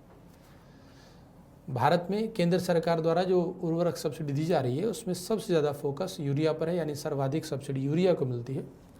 यूरिया का ही आयात ज़्यादा होता है, यूरिया की भारत में खपत भी ज़्यादा होती है। लेकिन इस सब से कृषि क्षेत्र की जो उर्वरता है, जो उपजाऊपन है, वो घटने लगता है, क्योंकि यदि किसी एक फर्टिलाइज़र को ज़्यादा सब्सिडी मिलेगी अर्थात बाज़ार में वो सस्ता ज़्यादा होगा, किसान भी उसी को ज़्यादा खरीदेंगे, खेतों में यदि उसका ज़्यादा प्रयोग किया जाएगा तो जो भूमि का उर्वरक क्षमता है, संतुलन है, वो बिगड़ जाता है। इस वजह से फिर दिक्कत आने लगेगी, उत्पादकता धीरे धीरे घटने लगती है। तो आप ऐसा कह सकते हैं कि उर्वरक सब्सिडी में एक कमी है कि संतुलित नहीं किया गया इसको। पोटेशियम और फास्फोरस दोनों प्रकार के उर्वरकों के लिए भारत आयात ज़्यादा करता है, जबकि यूरिया का तो भारत में ठीक ठाक उत्पादन भी होता है। फर्टिलाइज़र सब्सिडी में हाल ही में सरकार ने एक स्कीम शुरू की, जो स्कीम आप पहले से भी जानते हैं, डीबीटी, डायरेक्ट बेनिफिट ट्रांसफ़र, यानी बैंकिंग सिस्टम के थ्रू सब्सिडी को डायरेक्टली ट्रांसफ़र किया जाए, किसानों तक डायरेक्टली पहुंचाया जाए। तो डीबीटी इसमें पहल अभियान से शुरू किया गया, लेकिन इसकी पहली आवश्यकता क्या बनती है? वित्तीय समावेशन। यदि वित्तीय समावेशन को बढ़ावा दिया जाएगा तो आप कह सकते हैं कि सब्सिडी को आसानी से ट्रांसफ़र किया जा सकता है। तो ये बात रही सब्सिडी की। अब मैं यहाँ पर आपको एक सब्सिडी से संबंधित तथ्य एक दिखा देता हूँ। जैसे देखिए, वर्ष 2013-14 से 2019-20 के दौरान उर्वरक सब्सिडी कितनी थी?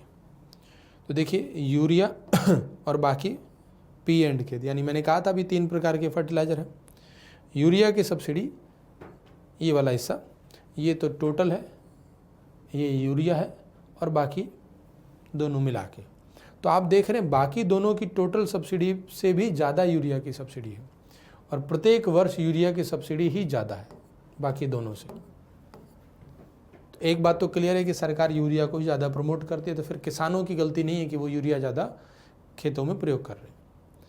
दूसरी बात आप देखें कि टोटल सब्सिडी में तो आप देख रहे हैं कि पहले टोटल सब्सिडी यहाँ पर लगभग 70,000 करोड़ के आसपास है, और बाद में ये जो नंबर है यहाँ पर बढ़ गया, लेकिन लगातार ना बढ़ा है ना घटा है। थोड़ा पहले यहाँ बढ़ा, यहाँ पर हल्का सा, फिर गिरावट आई है, तो लगातार ना बढ़ रहा है ना घट रहा है। यद्यपि सरकार का अब ये उद्देश्य है कि सब्सिडी को धीरे धीरे कम किया जाए। धीरे धीरे कम क्यों किया जाए? सरकार को लगता है कि अब हमें बाजार उन्मुख कृषि क्षेत्र को बढ़ावा देना चाहिए, क्योंकि सब्सिडी सरकार के लिए राजस्व व्यय है। पढ़ रखे हैं हमने, पहले पढ़ा हुआ बजट में राजस्व व्यय क्या होता है, और राजस्व व्यय होने की वजह से सरकार का जो राजस्व घाटा, फिर राजकोषीय घाटा, वो बढ़ने लगता है। तो सरकार अभी धीरे धीरे सब्सिडी को कम करने के पक्ष में। अब जो मैंने ये ग्राफ दिखाया, ऐसा ग्राफ आप इकोनॉमिक सर्वे से देख सकते हैं।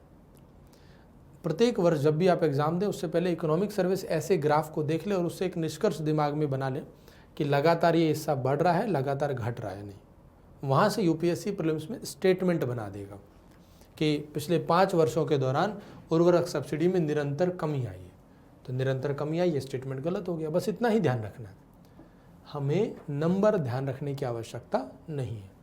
तो इकोनॉमिक सर्वे जब आप पढ़ें उसमें से ग्राफ जरूर देखें और ग्राफ से स्टेटमेंट बना लें, और उन स्टेटमेंट को चाहो तो अपने नोट्स में लिख सकते हैं, ऐड कर सकते हैं कि भाई ये लगातार बढ़ रहा था, ये लगातार घट रहा है। सामान्यतः यूपीएससी 2 प्रकार के ऐसे स्टेटमेंट बनाता है, एक 5 वर्ष से संबंधित और दूसरा एक दशक से संबंधित।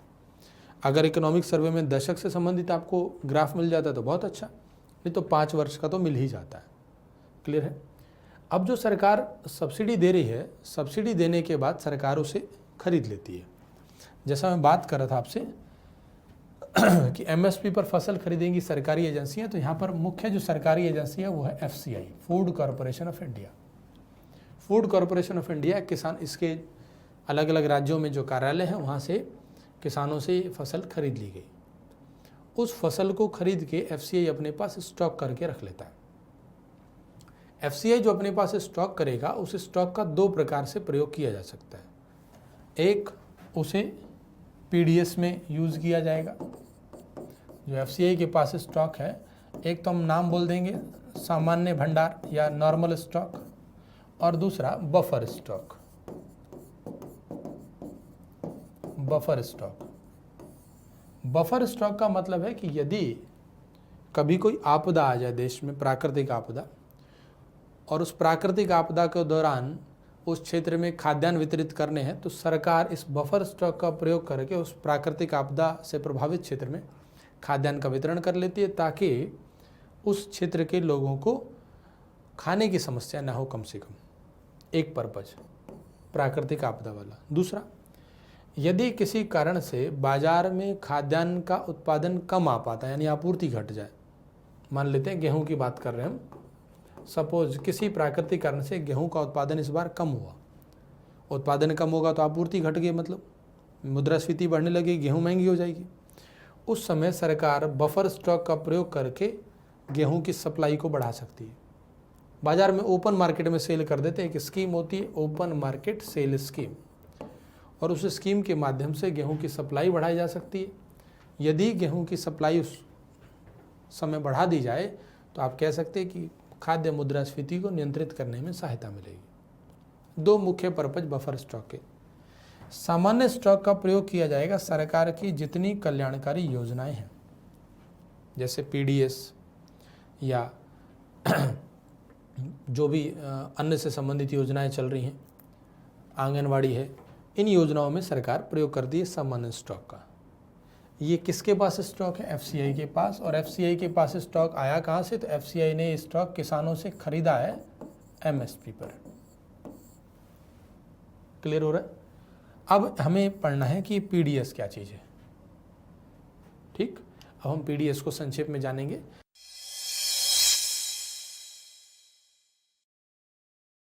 देखिए, जब हम शब्द बोलते हैं सार्वजनिक वितरण प्रणाली, तो कुछ कुछ तो हमें नाम से ही समझ में आने लगता है कि सरकार सार्वजनिक वस्तुओं का वितरण कर रही है। अब वितरण कैसे और क्यों किया जाता है उसको हमें समझना होगा। कृषि क्षेत्र की बात हो रही है। देखिए, पीडीएस प्रणाली किस प्रकार से काम करती है उसको हम समझ लेते हैं, तो पूरा टॉपिक ही हमें समझ में आ जाएगा। हमने ये पढ़ लिया था लास्ट क्लास में कि सरकार किसानों से फसल खरीद लेती है एमएसपी पर, यानी मैं यहाँ पर लिख देता हूँ कि मिनिमम सपोर्ट प्राइस पर ये फसल खरीदी, और ये फसल किसने खरीदी है? तो एफसीआई ने, अर्थात केंद्रीय एजेंसी जो भंडार करके रखती है, उसने ये फसल खरीद ली। अब एफसीआई इस स्टॉक को अपने पास रखेगा जो उसने फसल एमएसपी पे खरीदी। एमएसपी आपको पता ही है, मिनिमम सपोर्ट प्राइस, यानी इससे कम कीमत नहीं होगी, इससे ज़्यादा ही हो सकती है। एफसीआई जब मिनिमम सपोर्ट प्राइस है उससे अधिक कीमत पर खरीद लेगा, जिस कीमत पर एफसीआई खरीदता है उसे प्रोक्योरमेंट प्राइस या हिंदी में खरीद मूल्य कहते हैं। प्रोक्योरमेंट प्राइस या खरीद मूल्य। जैसे एग्जांपल के लिए, यदि किसी फसल का एमएसपी 1600 रुपये था, लेकिन एफसीआई ने उसे खरीदा 1650 रुपये, तो जिस मूल्य पर फाइनली खरीदा उसे खरीद मूल्य या इंग्लिश में प्रोक्योरमेंट प्राइस कहेंगे। एफसीआई ने अपने पास अनाज खरीद लिया, अब उसके बाद एफसीआई उसका स्टॉक करके रखेगा। तो एफसीआई जो स्टॉक करता है, एक नाम तो था बफर स्टॉक, जो कि मैंने बताया था आपको आपातकालीन परिस्थिति में काम आएगा, मुद्रास्फीति को नियंत्रण करने में काम आएगा। दूसरा, एफसीआई ने जो स्टॉक खरीदा उसको पीडीएस के माध्यम से यानी सार्वजनिक वितरण प्रणाली के माध्यम से आगे वितरित कर दिया जाता है राज्यों तक। तो एफसीआई इसे राज्यों तक पहुंचाएगा, विभिन्न राज्यों तक एफसीआई से पहुंचा देगा, भंडारण करेगा पहले कुछ समय तक और भंडारण करने के बाद उसे राज्यों तक वितरित कर दिया गया। अब राज्य इस अनाज को या इस स्टॉक को नागरिकों तक, उपभोक्ताओं तक पहुंचाने का प्रयास करेंगे। इसके लिए राज्यों से पहले जिला लेवल तक जाएगा, जिला से तहसील और फाइनली एक नाम आप लोगों ने सुना होगा एफपीएस, उचित मूल्य की दुकान, जिसको आप सामान्य भाषा में राशन की दुकान के नाम से जानते हैं। उस उचित मूल्य की दुकान या एफपीएस तक ये राज्यों के माध्यम से पहुंचा दिया जाएगा और उचित मूल्य की दुकान से ये अनाज या ये खाद्यान्न लाभार्थी को प्राप्त हो जाएगा। तो ये जो पूरी प्रोसेस है इसे हम पीडीएस कह रहे हैं, सार्वजनिक वितरण प्रणाली। एफसीआई ने अनाज का भंडारण किया, उसके बाद राज्यों तक वितरण किया, राज्यों से वो लाभार्थी तक पहुंचा। तो ये पूरी व्यवस्था पीडीएस का हिस्सा है, सार्वजनिक वितरण प्रणाली कहलाती है। अब आप देखेंगे सार्वजनिक वितरण प्रणाली का उद्देश्य क्या है। अगर हम इसका उद्देश्य समझना चाहें तो ये जो लाभार्थी हैं ये वो लाभार्थी हैं जिनकी क्रय शक्ति अत्यंत कम है। आप कह सकते हैं समाज का वंचित वर्ग है, समाज का ऐसा वर्ग है जो भूखमरी और कुपोषण का शिकार है। ये समाज का एक ऐसा वर्ग है जो पर्याप्त मात्रा में खाद्यान्न खरीदने में सक्षम नहीं है। तो केंद्र सरकार और राज्य सरकार मिलकर, एफसीआई केंद्र की एजेंसी और आगे का काम राज्य कर रहे हैं, केंद्र और राज्य सरकार मिलकर नागरिकों के एक विशेष वर्ग को न्यूनतम जो खाद्यान्न उपलब्ध होना चाहिए उसको उपलब्ध कराने के लिए सार्वजनिक वितरण प्रणाली का प्रयोग करती हैं और इसके माध्यम से गेहूं, चावल, चीनी, केरोसिन, दालें आदि का उचित मूल्य पर वितरण किया जाता है। और ये उचित मूल्य का मतलब है कि यहाँ पर जितना मिनिमम उनसे अमाउंट लिया जाए, जैसे आप लोग सुनते होंगे 2 रुपए किलो गेहूं या 3 रुपए किलो चावल, तो बहुत ही कम अमाउंट उनसे लिया जा रहा है। और केंद्र और राज्य सरकार मिलकर यहाँ पर एक शब्द हम यूज कर सकते हैं, खाद्य सब्सिडी। सरकार खाद्य सब्सिडी दे रही है और उस खाद्य सब्सिडी का वितरण किया जा रहा है पीडीएस के माध्यम से। हम लास्ट क्लास में सब्सिडी पढ़ भी रहे थे। तो फूड सब्सिडी को नागरिकों तक पहुंचाने का एक बड़ा जो जरिया है, माध्यम है, वो सार्वजनिक वितरण प्रणाली है। इस सार्वजनिक वितरण प्रणाली के द्वारा लाभार्थी को उचित मूल्य पर आवश्यक वस्तु उपलब्ध होगी।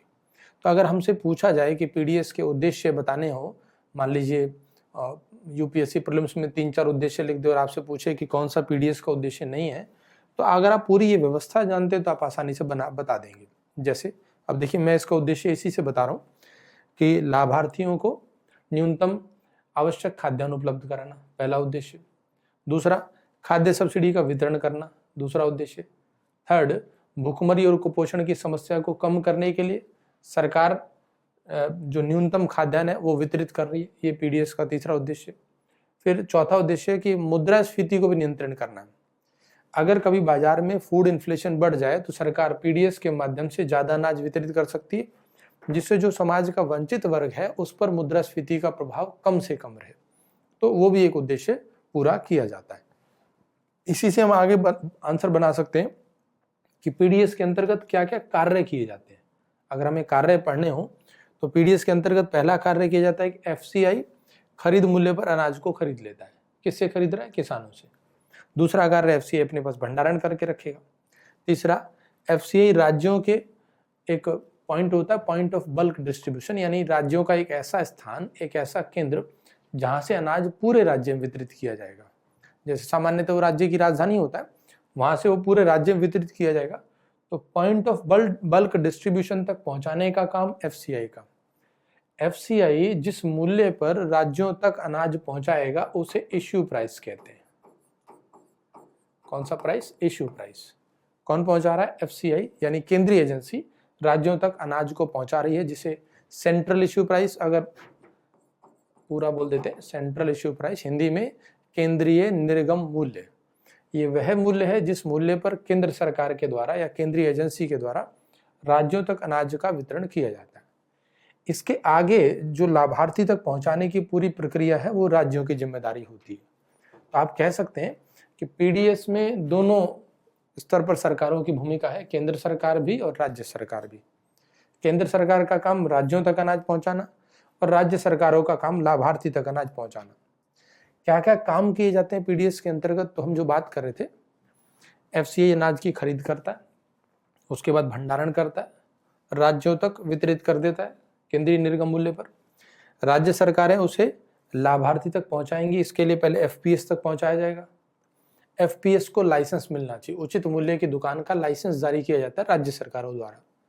फिर एफपीएस यानी जो राशन की दुकान का डीलर, जिसको हम वर्ड बोलते हैं, यानी उचित मूल्य की दुकान को चलाने वाला व्यक्ति, वह व्यक्ति लाभार्थी की पहचान करेगा। लाभार्थी की पहचान की जिम्मेदारी राज्य सरकारों की होती है, ये बात ध्यान रखें। लेकिन वो जिम्मेदारी जो राज्य सरकार निभा रही है वो केंद्र सरकार के दिशा निर्देशों के अनुसार चलती है। जैसे केंद्र सरकार ने कहा कि लाभार्थी की पहचान के लिए आधार कार्ड का प्रयोग किया जाएगा, तो आधार कार्ड का प्रयोग करके लाभार्थी को पहचानने का काम राज्य सरकार का है, लेकिन गाइडलाइन किसने दी है? केंद्र सरकार ने। फिर लाभार्थी की पहचान होगी, और जो लाभार्थी की पहचान हो गई उसके बाद ये उचित मूल्य की दुकान पर कार्य करने वाला व्यक्ति लाभार्थी को जितना उसके लिए एंटाइटलमेंट है, जितना वह योग्य अनाज प्राप्त करने के लिए, उतना वह उसे वितरित कर देता है। तो ये पूरी प्रणाली सार्वजनिक वितरण प्रणाली है। अब आप देख पा रहे होंगे इस पूरी प्रणाली में आपके दिमाग में आ रहा होगा, सर कुछ तो दिक्कतें आएंगी, पीडीएस में कुछ समस्याएं भी हैं, और मुझे लगता है वो समस्याएं आपके दिमाग में आ भी गई होंगी। लेकिन एक बार पीडीएस देखिए कैसे काम करता है। किसानों ने केंद्र सरकार यानी केंद्रीय एजेंसी को बेचा, वहां से राज्य सरकारों के पास पहुंचा एफसीआई से, फिर जिला स्तर से होते हुए ये उचित मूल्य की दुकान पर आ गया, और फाइनली लाभार्थी तक, जो मैंने अभी आपको बनाकर दिखाया। तो सार्वजनिक वितरण प्रणाली का कार्य करने का तरीका। भारत में सार्वजनिक वितरण प्रणाली, पहले जो नाम था इसका वो था आरपीडीएस। सबसे पहले जब शुरू की गई तो प्रणाली का नाम पीडीएस था, सार्वजनिक वितरण प्रणाली। फिर इसमें कुछ चेंजेस किए गए तो नाम हो गया आरपीडीएस। आर मतलब रिवैम्प्ड यानी पुनर्गठित। फिर 1997 में इसे चेंज करके और थोड़ा सा बदलाव किया गया, टीपीडीएस यानी टारगेटेड पीडीएस कर दिया। वर्तमान में टीपीडीएस प्रणाली चल रही है। अब टारगेटेड का मतलब क्या है कि समाज के लक्षित वर्ग, समाज का एक ऐसा वर्ग जिसको हमें लक्ष्य बनाना है, उसका तक अनाज पहुंचाना है। अब लक्षित वर्ग कौन सा होगा? हिंदी में देखें तो लक्षित सार्वजनिक वितरण प्रणाली। जब हम शब्द बोल रहे हैं लक्षित वर्ग, तो मतलब समाज का कमजोर वर्ग, ऐसा वर्ग जो अपने लिए पर्याप्त खाद्यान्न खरीदने में सक्षम नहीं है, उस तक न्यूनतम खाद्यान्न, न्यूनतम जो उसकी आवश्यकता है उतना पहुंचाना, ये इस टीपीडीएस प्रणाली का मुख्य उद्देश्य है। तो वर्तमान में टीपीडीएस प्रणाली चल रही है। और टीपीडीएस प्रणाली के तहत गरीबी रेखा से नीचे और गरीबी रेखा से ऊपर दोनों को अनाज वितरित किया जाता है। बाद में आप लोगों ने सुना होगा राष्ट्रीय खाद्य सुरक्षा अधिनियम भी लागू हुआ। ये देखिए नेशनल फूड सिक्योरिटी एक्ट, और उस 2013 में 5 किलोग्राम प्रति व्यक्ति कौन सा योग्य परिवार होगा, तो लगभग 67% पॉपुलेशन को इसमें टारगेट किया गया नेशनल फूड सिक्योरिटी एक्ट में। ये सब चीजें आपको मेंस में पूरी डिटेल से पढ़नी है। प्रीलिम्स में आपको एक ओवरऑल पता होना चाहिए कि भारत में कौन सी प्रणाली चल रही है, क्यों चल रही है, थोड़ा आइडिया होना चाहिए। क्योंकि वहां पर आपको पता है स्टेटमेंट आएंगे, उस स्टेटमेंट में से आपको जवाब दे देना। तो हम बात कर रहे थे कि पीडीएस प्रणाली में दिक्कतें क्या है, चुनौतियां क्या है पीडीएस प्रणाली की। सबसे बड़ी चुनौती होती है कि लाभार्थी की पहचान करना मुश्किल होता है। लाभार्थी की पहचान में आपने ऐसे सुने भी होंगे केस, और प्रैक्टिकली देखा भी होगा कि फर्जी राशन कार्ड के माध्यम से जो व्यक्ति वास्तव में उस अनाज को प्राप्त करने योग्य नहीं है, वह भी पर्याप्त मात्रा में अनाज वहां से ले आता है। अर्थात उसने फर्जी राशन कार्ड बना दिया, उसने अपनी पहचान को छुपा लिया, और फिर उसकी वजह से जो वास्तविक लाभार्थी है उस तक अनाज पहुंच ही नहीं पाता है। तो लाभार्थी की सही पहचान ना होना, ये पीडीएस की सबसे बड़ी चुनौती है। और फिर भ्रष्टाचार और लीकेज की समस्या तो है ही। भ्रष्टाचार और लीकेज की समस्या का तात्पर्य कि केंद्र सरकार ने प्रति व्यक्ति जितना अनाज इशू किया, सब्सिडी दे रही है भाई केंद्र सरकार, राज्य सरकार भी आगे सब्सिडी ऐड कर सकती है। तो केंद्र सरकार ने जितना इशू किया एफसीआई के भंडार से, उतना उस व्यक्ति तक पहुंचा नहीं है, बीच में ही लीकेज है, यानी बीच में ही कुछ अनाज गायब हो गया। तो ये एक बड़ी समस्या है। उसके अलावा जब चूंकि पीडीएस प्रणाली में सरकार को सब्सिडी देनी पड़ती है, तो सब्सिडी का खर्च बढ़ जाता है, और सब्सिडी खर्च आपको पता होगा, याद आ रहा होगा पुरानी क्लास से, कि सब्सिडी एक राजस्व व्यय है। राजस्व व्यय होने के कारण राजकोषीय घाटा बढ़ जाएगा। तो ये भी एक इसकी बड़ी समस्या बन जाता है। उचित मूल्य की दुकान पर राशन कार्ड में गड़बड़ियां, जो मैं अभी आपसे कह रहा था कि फर्जी राशन कार्ड की दिक्कत है। कई बार ऐसा भी देखा गया है कि पीडीएस में जिस अनाज का वितरण किया जा रहा है, जिन खाद्यान्नों का वितरण किया जा रहा है, उनकी गुणवत्ता बहुत खराब थी। जो सही गुणवत्ता वाला अनाज है वो निजी कंपनियों को बेच दिया गया, और खराब गुणवत्ता वाला अनाज या उसमें पोषक तत्व की कमी होने की वजह से उनको आगे लाभार्थियों तक पहुंचाया जा रहा है। क्योंकि जो लाभार्थी है वो उतना सक्षम नहीं है, उतना जागरूक नहीं है कि वो आगे उसकी कंप्लेन करे, शिकायत करे, तो जैसा भी मिल जाता है उसे लेना पड़ता है। ये भी एक बड़ी समस्या है। और इन्हीं सभी समस्याओं का सुधार क्या हो सकता है? तो पीडीएस में सुधार के लिए एक देश एक राशन कार्ड योजना, वन नेशन वन कार्ड योजना, जो कि अभी लागू की गई, इसका तात्पर्य है कि पूरे देश में आप एक ही राशन कार्ड से अनाज ग्रहण कर सकते हैं।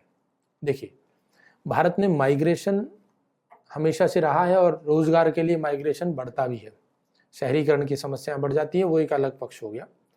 लेकिन मान लीजिए कोई एक व्यक्ति अपने राज्य को छोड़ करके किसी दूसरे राज्य में जाकर के रोजगार प्राप्त कर रहा है। अपने राज्य ए राज्य मान लेते, इसका नाम ए रख देते, इस राज्य में उसको राशन कार्ड के माध्यम से अनाज प्राप्त होता था। अब चूंकि रोजगार के लिए वो कहीं और चला गया बी राज्य में, तो यहाँ जाकर वो जब अनाज मांगता राशन की दुकान से, उचित मूल्य की दुकान से, तो उस व्यक्ति ने कहा तुम्हारा नाम हमारे पास रजिस्टर्ड नहीं है, तुम अपने राज्य से अनाज प्राप्त करो। अब अपने राज्य में वो जाएगा नहीं, क्योंकि वो तो रोजगार के लिए आया था। इससे परिणाम क्या निकलेगा? पहला परिणाम तो वो व्यक्ति, उसका परिवार, जितना उसको सरकार से अनाज मिलना चाहिए था वो उससे वंचित रह गया। दूसरा परिणाम, ये राज्य में जो उसका राशन की दुकान का डीलर है वो दिखा देगा इस व्यक्ति को तो हमने राशन दे दिया, और वो भ्रष्टाचार करेगा। तो यानी सरकार का तो नुकसान हो ही रहा है, बल्कि साथ साथ लाभार्थी को भी लाभ नहीं हो रहा है। इस समस्या का समाधान हो सकता है एक देश एक राशन कार्ड। एक ही कार्ड बन गया, उसी कार्ड का प्रयोग करके अगर आप दूसरे राज्य में भी चले गए हैं तो आप अपना एंटाइटलमेंट, जितने अनाज के लिए आप योग्य हैं, वो आप ग्रहण कर सकते हैं। इससे परिणाम क्या निकलेगा? वह व्यक्ति या वह परिवार अपनी न्यूनतम आवश्यकताओं से वंचित नहीं रहेगा, और साथ साथ सरकार को भी जानकारी रहेगी कि जितनी सब्सिडी हम खर्च कर रहे हैं वो वास्तविक व्यक्ति तक पहुंच रही है या नहीं। तो ये बहुत अच्छी योजना है, वन नेशन वन कार्ड। इसके अलावा पीडीएस में सुधार के लिए आधार कार्ड का प्रयोग किया जा रहा है, बायोमेट्रिक सिस्टम का प्रयोग किया जा रहा है, ताकि जो लाभार्थी है उसकी सही पहचान की जा सके। खाली कार्ड दिखाने से काम नहीं चलेगा, बायोमेट्रिक प्रमाणीकरण है। फिर पीडीएस में कंप्यूटरीकरण, छत्तीसगढ़ में बहुत ज़्यादा ये यूज़ किया गया। अब तो धीरे धीरे सभी राज्यों ने कंप्यूटरीकरण पीडीएस को लागू कर दिया, यानी पूरी प्रणाली में डिजिटलाइजेशन कर दिया गया। जितना भी पीडीएस से संबंधित जानकारी है कि कितना अनाज राशन की दुकान पर आया, उसने कितना वितरित किया, किस व्यक्ति को वितरित किया, वो सब कुछ कंप्यूटर में अपडेट करता जाएगा। अगर वो अपडेट नहीं करेगा तो उससे वो लाइसेंस छीन लिया जाएगा, प्लस हो सकता है कुछ कानूनी कार्रवाई भी की जाए। लेकिन अगर वो कंप्यूटर में अपलोड कर देता है सारी जानकारी समय समय पर, तो उसका लाभ है कि उपभोक्ता को सारी पर्याप्त जानकारी मिल पाएगी, व्यवस्था पारदर्शी हो जाएगी। तो ट्रांसपेरेंसी सिस्टम करने के लिए ऐसा किया गया। डीबीटी आप लोग पहले भी जानते हैं, डायरेक्ट बेनिफिट ट्रांसफर, यानी बेनिफिशियरी के अकाउंट में डायरेक्टली अगर अमाउंट ट्रांसफर कर दिया जाए, कैश ट्रांसफर कर दिया जाए बजाय उसको खाद्यान्न देने के, तो इसको भी एक पायलट प्रोजेक्ट के तौर पर अभी लागू किया गया था। हालांकि पूरे भारत में अभी लागू नहीं हो पाई है। पोषक तत्वों का ध्यान रखा जाए कि गुणवत्तापूर्ण अनाज है वही वितरित किया जाए। तो ये सब पीडीएस में सुधार कुछ किए जा रहे हैं, कुछ और अभी किए जा सकते हैं। तो मेरे ख्याल से प्रीलिम्स के दृष्टिकोण से आपको ओवरऑल जानकारी होनी चाहिए। मेंस में इन सब बातों को हमें डिटेल से पढ़ना भी होता है, लिखना भी होता है, और मेंस का सबसे बड़ा हिस्सा है वो आंसर राइटिंग करना, कि क्वेश्चन किस हिसाब से पूछा गया उसको कैसे प्रेजेंट किया जाए कि हमें अधिकतम नंबर प्राप्त हो सके। तो वो सब बातें हम बाद में करेंगे। अब देखिए, हम पीडीएस पढ़ रहे थे कि पीडीएस क्या है, क्यों है, पीडीएस की चुनौतियां और उसके सुधार। इस पूरी व्यवस्था का एक इंपॉर्टेंट उद्देश्य है जिसे हम नाम देते हैं खाद्य सुरक्षा, फूड सिक्योरिटी। यानी अगर मैं आपसे कहूँ कि सार्वजनिक वितरण प्रणाली का मुख्य उद्देश्य क्या है, तो मैं कहूँगा कि देश में खाद्य सुरक्षा को बनाए रखना सार्वजनिक वितरण प्रणाली का मुख्य उद्देश्य है। अभी खाद्य सुरक्षा बनाए रखना, तो खाद्य सुरक्षा का तात्पर्य क्या होता है उसे समझ लेते हैं। किसी भी व्यक्ति तक खाद्यान्न की पहुंच सुनिश्चित होनी चाहिए। कोई भी व्यक्ति जो भारत में रह रहा है उसको न्यूनतम खाद्यान्न उपलब्ध हो पाए, उस तक खाद्यान्न की पहुंच सुनिश्चित हो पाए, ये जरूरी है। जो हम शब्द बोलते हैं खाद्य सुरक्षा, एक्चुअल में खाद्य सुरक्षा के 3 डायमेंशन हैं, इंपॉर्टेंट 3 डायमेंशन। देखिए 3 डायमेंशन कौन से हैं। ये यहाँ पर 4 डायमेंशन जो है ये आप कह सकते हैं कि अंतरराष्ट्रीय स्तर पर इन पर सब पर सहमति है। मुख्य मैं 3 डायमेंशन बताऊंगा, उनको पहले आप समझिएगा, फिर इन चारों की बात करेंगे। जब भी हम शब्द बोल रहे हैं कि फूड सिक्योरिटी, तो देखें कौन कौन से डायमेंशन हैं। आप ये बताइए, सबसे पहले आप सोचिएगा अपने मन में कि भारत में पर्याप्त मात्रा में फूड प्रोडक्शन होता है, यानी अनाज का उत्पादन होता है। बिल्कुल, हम हर साल सुनते रहते हैं कि गेहूं इतना उत्पादन हो गया, चावल इतना उत्पादन हो गया। कई बार तो आपने अखबारों में, टीवी के माध्यम से सुना होगा कि अनाज खुले में पड़ा हुआ है, सड़ रहा है, अर्थात उत्पादन की कोई कमी नहीं है। फिर भी हम दूसरी तरफ एक सेंटेंस और सुनते हैं कि देश में भूखमरी बहुत है, लोग भूखे पेट लोगों को सोना पड़ता है, कुपोषण की समस्या है। तो दोनों बातें विरोधाभासी हैं। एक तरफ कह रहे हैं अनाज का उत्पादन पर्याप्त है, दूसरी तरफ कह रहे हैं लोगों को भूखमरी भी है। तो ऐसा कैसे हो सकता है? ऐसा इसलिए हो रहा होगा कि अनाज का उत्पादन होने के बाद वो अनाज सभी लोगों तक पहुंच नहीं रहा। यानी समस्या उत्पादन की नहीं है, समस्या है डिस्ट्रीब्यूशन की, वितरण प्रणाली में समस्या है। जब हम शब्द बोल रहे हैं फूड सिक्योरिटी, तो जो मैं कह रहा था कि इसके 3 डायमेंशन है। पहली बात, फूड सिक्योरिटी या खाद्य सुरक्षा तभी माना जाएगा जब हमेशा खाद्यान्न उपलब्ध हो, हमेशा उपलब्ध हो।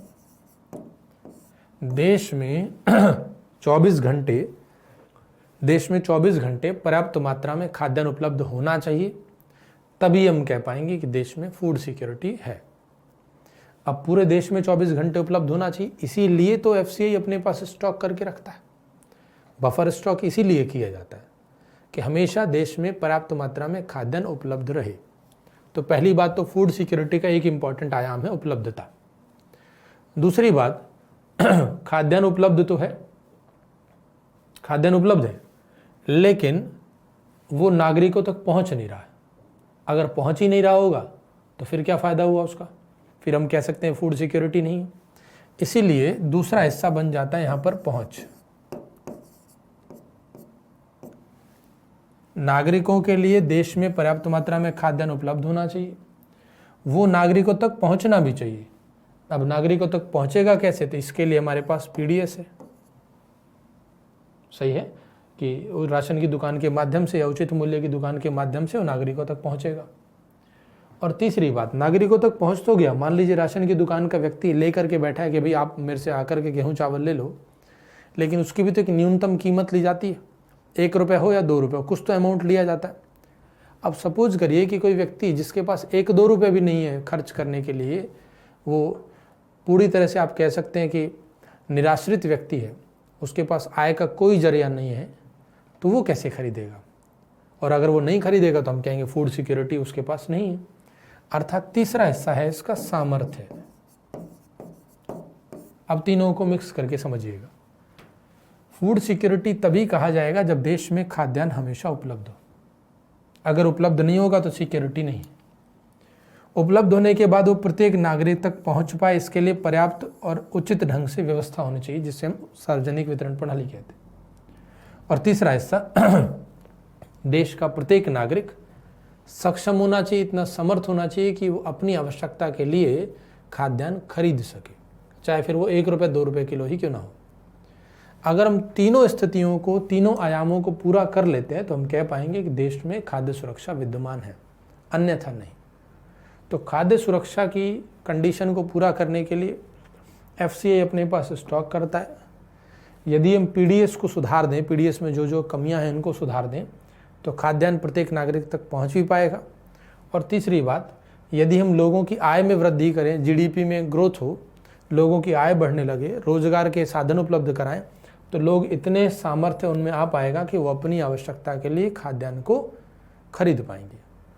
तब हम कह पाएंगे कि देश में फूड सिक्योरिटी की व्यवस्था अब लागू की जा चुकी है।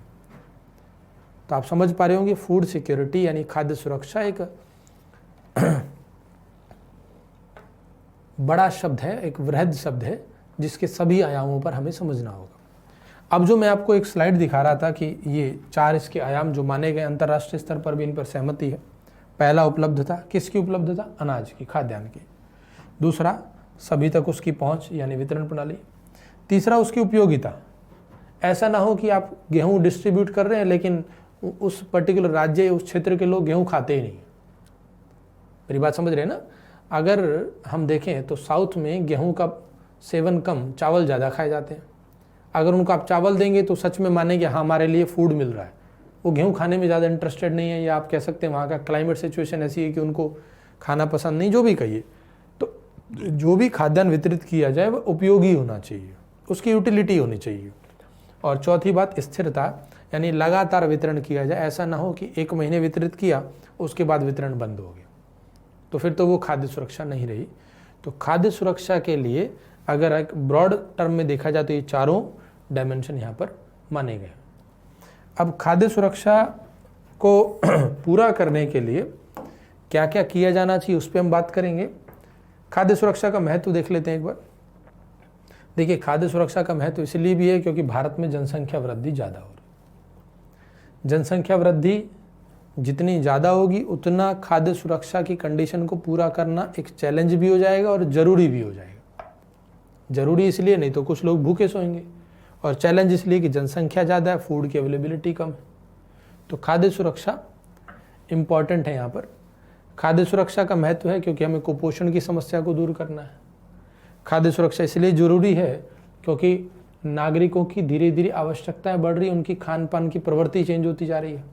तो सरकार को फूड सिक्योरिटी पर ध्यान देना होगा। जैसे जैसे कंजम्पशन नेचर चेंज होगा तो फूड सिक्योरिटी और ज़्यादा इम्पॉर्टेंट होता जाएगा। क्लाइमेट चेंज हो रहा है, समय समय पर प्राकृतिक आपदाएं आ रही हैं, तो फूड सिक्योरिटी अपने आप में एक महत्वपूर्ण टर्म बन जाता है। देखिए, अब आप समझ पा रहे होंगे ये जो चार्ट बना हुआ है यहाँ से मेंस में ही क्वेश्चन आ सकता है, प्रीलिम्स में नहीं। लेकिन अभी जो मैं आपको समझा रहा था यहाँ से प्रीलिम्स में क्वेश्चन आ सकता है, खाद्य सुरक्षा के अंतर्गत निम्नलिखित में से कौन कौन से आयाम सम्मिलित हैं। समझ पा रहे हैं? तो यही आपको डिफरेंशिएट करना है कि ये प्रीलिम्स में असंभव है और दूसरा हिस्सा मेंस में। मेंस वाला हिस्सा मैं आपको ज़्यादा इसमें पढ़ाऊंगा ही नहीं, प्रीलिम्स की ही बात करेंगे। लेकिन फिर भी हम हल्का हल्का टच करते जाएंगे टॉपिक के नाम, ताकि आपको आइडिया रहे कि हाँ भाई ये भी हमारी भारतीय कृषि का हिस्सा है। नेक्स्ट देखिए, खाद्य सुरक्षा प्राप्ति के लिए त्रिविमीय अवधारणा, 3 डायमेंशन क्या क्या अवधारणा है। पहला, खाद्यान्न की बाजार में उपलब्धता। दूसरा, खाद्यान्न तक सार्वभौमिक सबकी पहुंच सुनिश्चित करना। और तीसरा, भोज्य पदार्थों का अवशोषण करना, यानी लोग उनको ग्रहण कर पाएँ। अब हम देखते हैं कि भारत में खाद्य सुरक्षा कार्यक्रम के लिए क्या क्या प्रयास किए जा रहे हैं। तो मल्टी डायमेंशनल अप्रोच है गवर्नमेंट की, अच्छी बात है, परंतु उसमें भी कुछ कमियां हैं। एकीकृत बाल विकास कार्यक्रम, जननी शिशु कार्यक्रम, मिड डे मील योजना आप सबने सुनी होगी कि बच्चों को स्कूल में खाना वितरित किया जाता है निःशुल्क।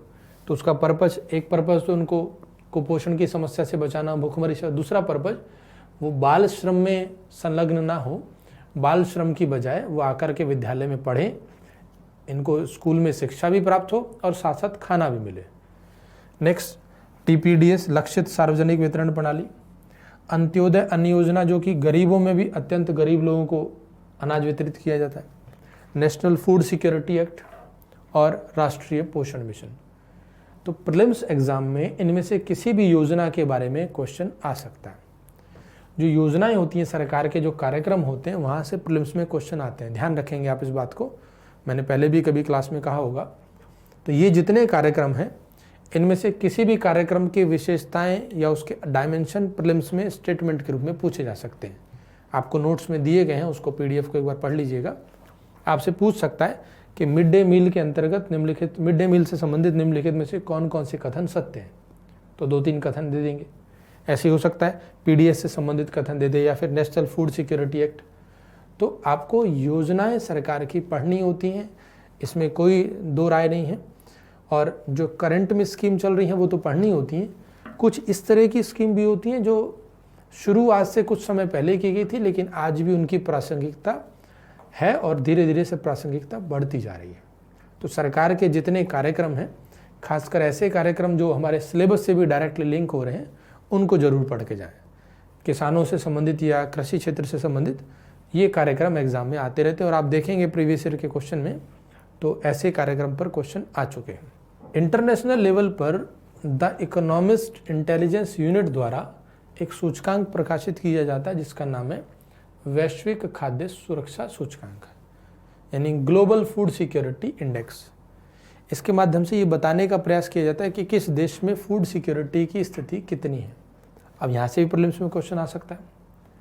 प्रीलिम्स के लिए आपको जो पढ़ना है, योजनाएं, इंडेक्स, ये जरूर पढ़िए। कोई भी इंडेक्स हो जो पॉपुलर हो, कोई भी इंडेक्स का मतलब जो पॉपुलर चर्चा में चल रहा हो, वो भारत से संबंधित हो, भारतीय अर्थव्यवस्था से या वैश्विक अर्थव्यवस्था से संबंधित हो, अंतर्राष्ट्रीय संगठन, यहाँ से प्रीलिम्स के ऐसे क्वेश्चन आते हैं जो कि फिक्स है।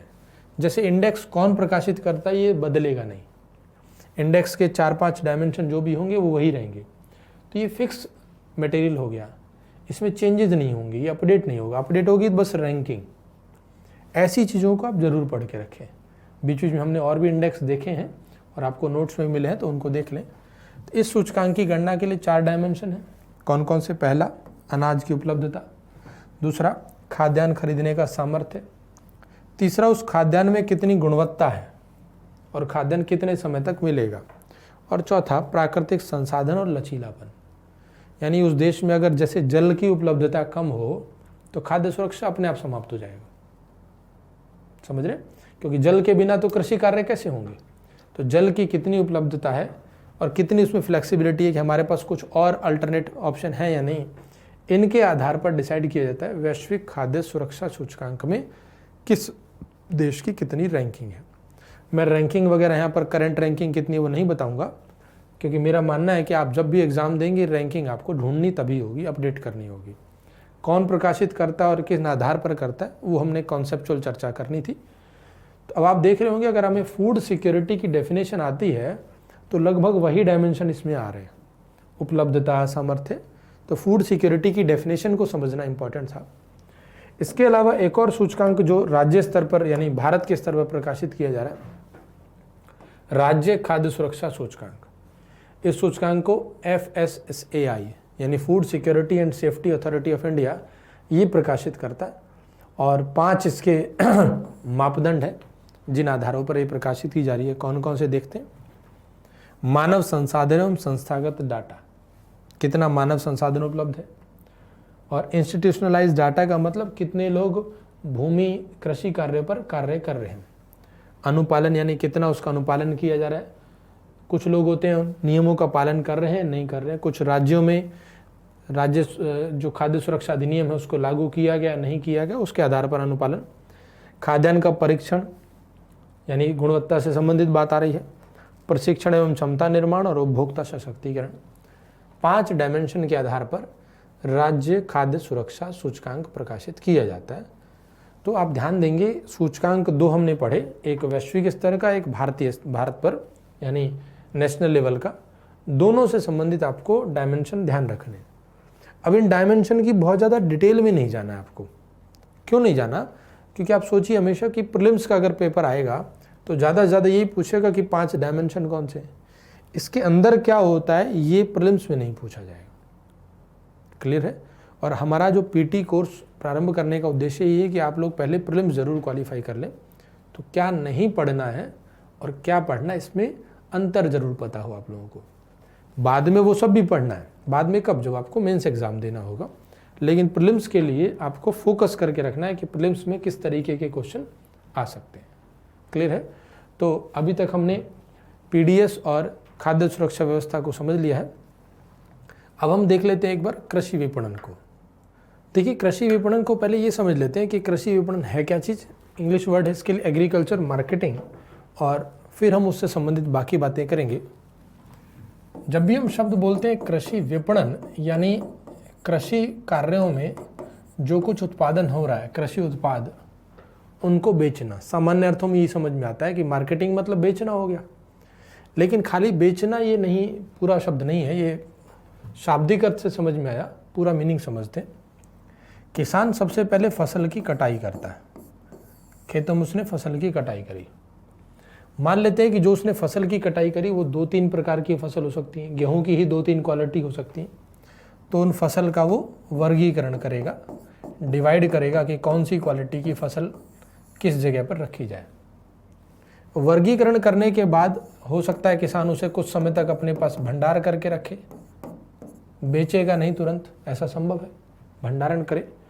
भंडारण करने के बाद वो उनको, भंडारण करने से पहले ही कह सकते हैं कि आप उनको पैकिंग कर लेगा, या फिर उसे बेचने जाना है तब वो पैकिंग करे, वो अपने हिसाब से डिसाइड कर सकता है। तो उसने उनकी पैकिंग कर ली, जो जूट की बोरी है उसमें पैक करके रख लिया, और पैक करने के बाद ये इसे बाजार में जाके बिक्री करेगा, जिसे आप सामान्य शब्दों में मंडी में कहते हैं। तो मंडी में इस फसल की प्रथम बिक्री हो रही है, किसान पहली बार इस फसल की प्रथम बिक्री कर रहा है। मैं यहाँ पर अभी सामान्य अर्थ जो शब्द है मंडी वो लिख देता हूँ, बाकी इसका सही नाम अभी जानेंगे। तो मंडी में इस फसल की बिक्री कर दी गई। फसल की कटाई से लेकर के फसल की प्रथम बिक्री तक जितनी भी क्रियाएं पूरी हो रही है, इन सब को मिलाकर के शब्द यूज होता है कृषि विपणन। तो कृषि विपणन किसानों के खेत से और बाजार में फसल की प्रथम बिक्री तक की विभिन्न क्रियाओं का सम्मिलित रूप है। तो पहले तो एग्रीकल्चर मार्केटिंग शब्द का मीनिंग क्लियर हो जाए। आपने देखा होगा सरकार के खिलाफ कुछ किसान लोग आंदोलन कर रहे थे, और उस आंदोलन में ये भी एक शब्द था कृषि विपणन। तो आप लोग उन आंदोलन को, या सरकार के जो बिल आए 3 विधेयक जिनका विरोध हो रहा है, उनको आप समझ पाएंगे, तभी समझ पाएंगे जब आपको कृषि विपणन का अर्थ पता हो। हालांकि मेरा उद्देश्य यहाँ पर वो तीनों विधेयकों के बारे में चर्चा करना नहीं है, क्योंकि वो मैं फिर से कहूँगा वो मेंस के दृष्टिकोण से इंपॉर्टेंट है, और अभी उनमें सुधार भी हो सकता है। और बहुत सारे वीडियोस आप लोग सुन चुके होंगे, लेकिन समझ कम आ रहे होंगे। उसका कारण है कि अभी आपको बेसिक नहीं पता। तो यदि आपने बेसिक चीज़ समझ ली तो उस विधेयक को समझने में ज़्यादा दिक्कत नहीं आएगी। तो फसल की कटाई से फसल की प्रथम बिक्री तक जो पूरी प्रक्रिया हो रही है, इसमें आप कह सकते हैं परिवहन का भी यूज़ हो रहा है। परिवहन साधनों के बिना कैसे फसल को मंडी तक ले जाएंगे। तो ये सारी चीज़ें मिला दें तो कृषि विपणन शब्द पूरा होता है। अब यहाँ पर दिक्कत क्या है कृषि विपणन? पहली बात तो ये कि कृषि विपणन का उद्देश्य क्या है। कृषि विपणन में जब किसान फसल को अपनी मंडी तक लेके जा रहा है, तो यहाँ पर उद्देश्य है किसान को उस फसल का उचित मूल्य दिलाना, किसान को कृषि कार्य लाभकारी लगे, इसके लिए ये व्यवस्था बनाई गई है। और एक प्रॉपर चैनल के तहत किसान यहाँ तक पहुँचेगा और वो अपनी फसल को बेच लेगा। और यदि आप ऐसा भी कह सकते हैं कि हम कृषि विपणन में आने वाली विभिन्न समस्याओं को समाप्त करें, तो हम सप्लाई चेन को कंटिन्यू रख सकते हैं। कृषि उत्पाद की सप्लाई कंटिन्यू तभी रहेगी, खेतों से फसल मंडी तक और मंडी से फिर आगे ग्राहकों तक यानी उपभोक्ता तक तभी पहुंचेगी जब कृषि विपणन से संबंधित बाधाओं को दूर किया जाए। जो मैंने शब्द बोला सप्लाई चेन, आपूर्ति श्रृंखला, सप्लाई चेन को बनाए रखेंगे तभी तो हम फूड इन्फ्लेशन को कंट्रोल कर पाएंगे। क्योंकि हमने पढ़ा हुआ है कि फूड इन्फ्लेशन का मेन कारण अवरोध है, बॉटलनेक्स हैं, और वो बॉटलनेक सप्लाई से संबंधित होते हैं। ठीक है, तो कृषि विपणन का हम तात्पर्य समझिए। अभी जिसे मैंने मंडी बोला, इसका टेक्निकल नाम है APMC. APMC agriculture produce marketing committee, Hindi में कृषि उत्पाद विपणन समिति। तो ये कृषि उत्पाद विपणन समिति है क्या? भारत में कृषि राज्य सूची का विषय है संविधान के अनुसार, और प्रत्येक राज्य ने अपने अपने एरिया में एपीएमसी एक्ट लागू किया हुआ है, एपीएमसी अधिनियम। और उस एपीएमसी अधिनियम के तहत किसान अपनी फसलों को, जो भी किसान अपनी फसल का उत्पादन कर रहा है, उन कृषि उत्पादों को राज्य द्वारा अधिसूचित एक क्षेत्र में बेचेंगे, जिस अधिसूचित क्षेत्र को एपीएमसी कहा जाता है। अब आप इसे यहाँ पर संक्षेप में समझिएगा, लेकिन मैं आपको मेन क्रक्स अभी समझा दूंगा। प्रत्येक राज्य ने अपने अपने एरिया में कुछ एपीएमसी बना दी। एपीएमसी एक एरिया को भी मैं बोल रहा हूँ, और एपीएमसी एक समिति भी है। ध्यान दें इस बात पर। मान लेते हैं 10 लोगों की एक समिति है जिसे नाम दिया एपीएमसी, और 10 लोगों का अधिकार क्षेत्र ये एरिया है। एक राज्य में कई सारी एपीएमसी हो सकती है। कितनी एपीएमसी होंगी और किस क्षेत्र पर एक एपीएमसी होगी, ये राज्य सरकार ने अपने कानून में अधिसूचित किया हुआ है। क्लियर है? मैं एग्जांपल के लिए मान लेता हूँ कि मान लेते हैं ये कोई एक राज्य है, मैंने माना ये उत्तर प्रदेश राज्य को दर्शा रहा हूँ मैं इस सर्कल से। उत्तर प्रदेश राज्य में ये छोटी छोटी एपीएमसी हैं, यानी एक एरिया को मैंने एक एपीएमसी बोला। एपीएमसी को संचालित करने वाले कुछ व्यक्ति भी होंगे, ठीक। अब उसी में से एक एपीएमसी को मैंने यहाँ पे ले लिया। जब किसान अपनी फसल का उत्पादन कर लेगा तो उसे प्रथम बिक्री एपीएमसी में ही करनी है, ऐसा अनिवार्य है, और कहीं किसान बिक्री नहीं कर सकता है। और अनिवार्य है ये लिखा कहाँ हुआ है? उस राज्य के एपीएमसी अधिनियम में। सामान्यतः सभी राज्यों के एपीएमसी अधिनियम में लिखा हुआ है कि किसानों को अपनी फसल की प्रथम बिक्री एपीएमसी में ही करनी होगी। अब जब किसान फसल की बिक्री एपीएमसी में करने जाता है, उस कमेटी के पास पहुंचता है, तो यहाँ पर कुछ आड़तिया लोग हैं जिनको आप लोग आड़तिया बोलते हैं, टेक्निकली कमीशन एजेंट हैं, और सामान्य भाषा में बोलें तो ये वो दुकानदार हैं जो किसानों से फसलों को खरीदेंगे। आपने देखा होगा ना, मंडी में जो लोग होते हैं जिनकी दुकान है वो किसान से फसल को खरीद लेते हैं, तो उनको टेक्निकली हम कमीशन एजेंट कहते हैं।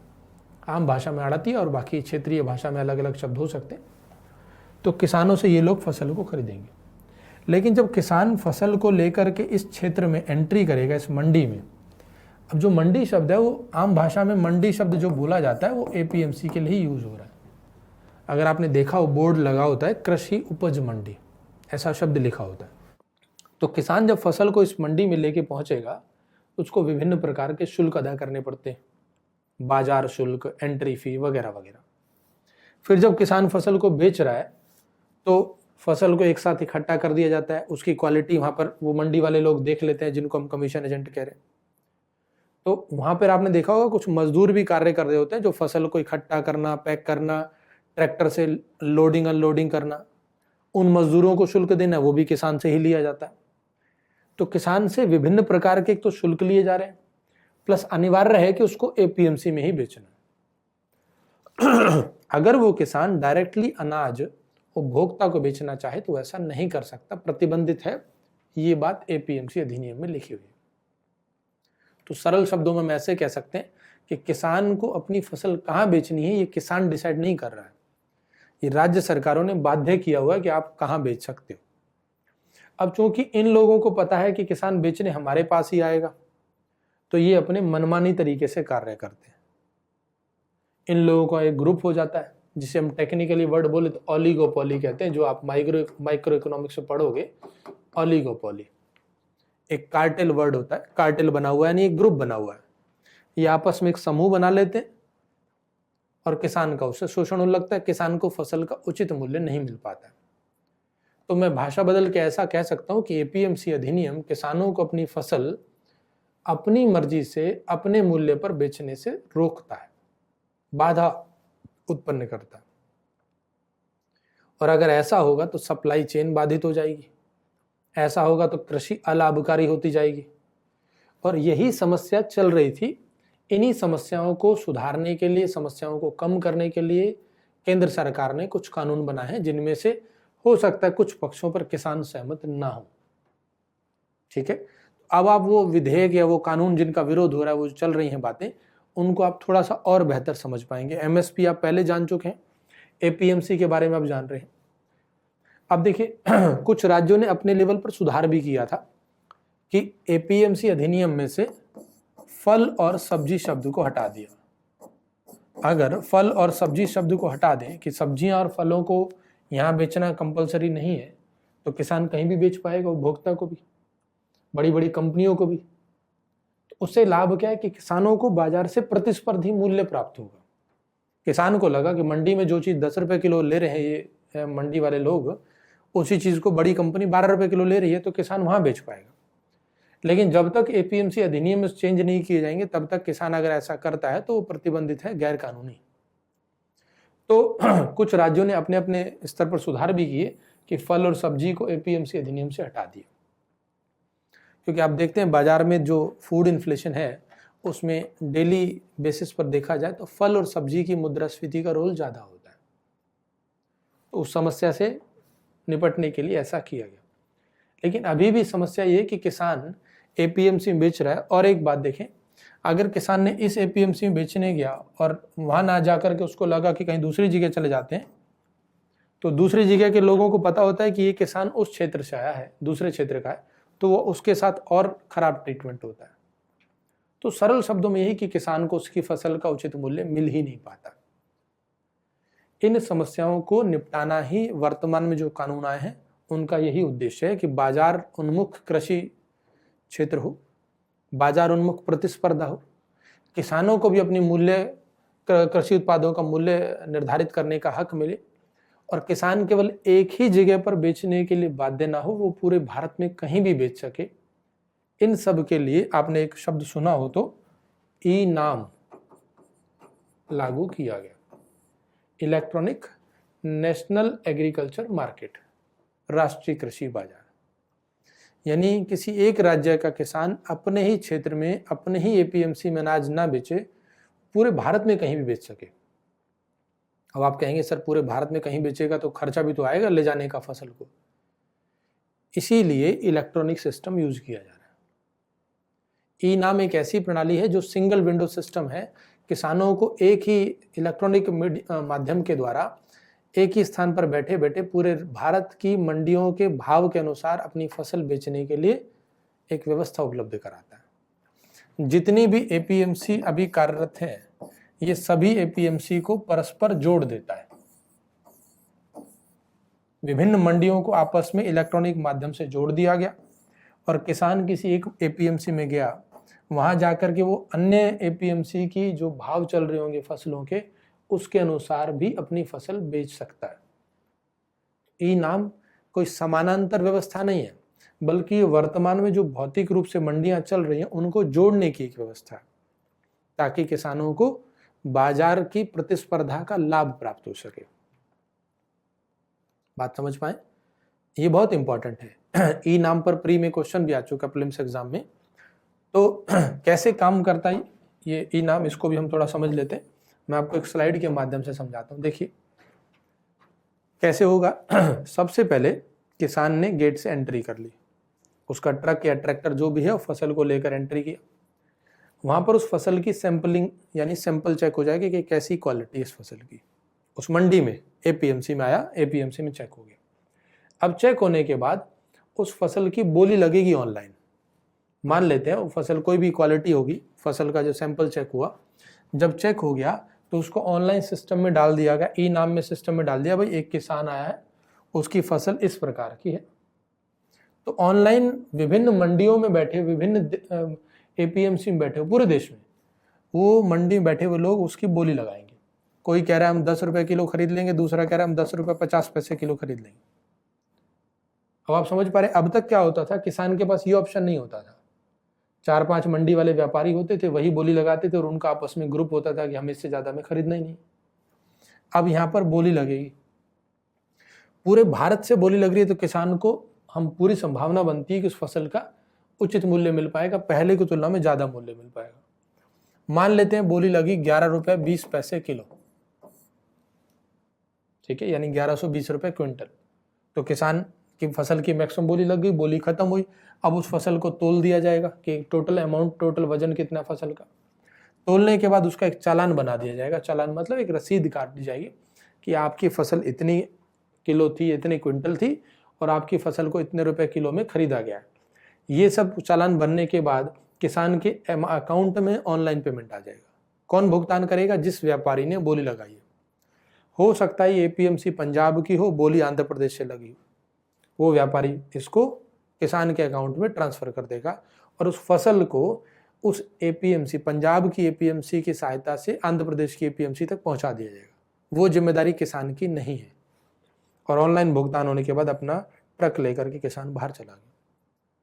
तो आप देखेंगे ई नाम एक ऐसी व्यवस्था है जिसके अंतर्गत किसान पूरे भारत से अपनी फसल की बोली लगवा पा रहा है, बाजार प्रतिस्पर्धी मूल्य प्राप्त कर पा रहा है, बिना वहाँ गए, अपने ही क्षेत्र में बैठे हुए पूरे भारत के एरिया से वो बोली लग रही है फसल की, इससे अच्छी किसान के लिए बात नहीं हो सकती।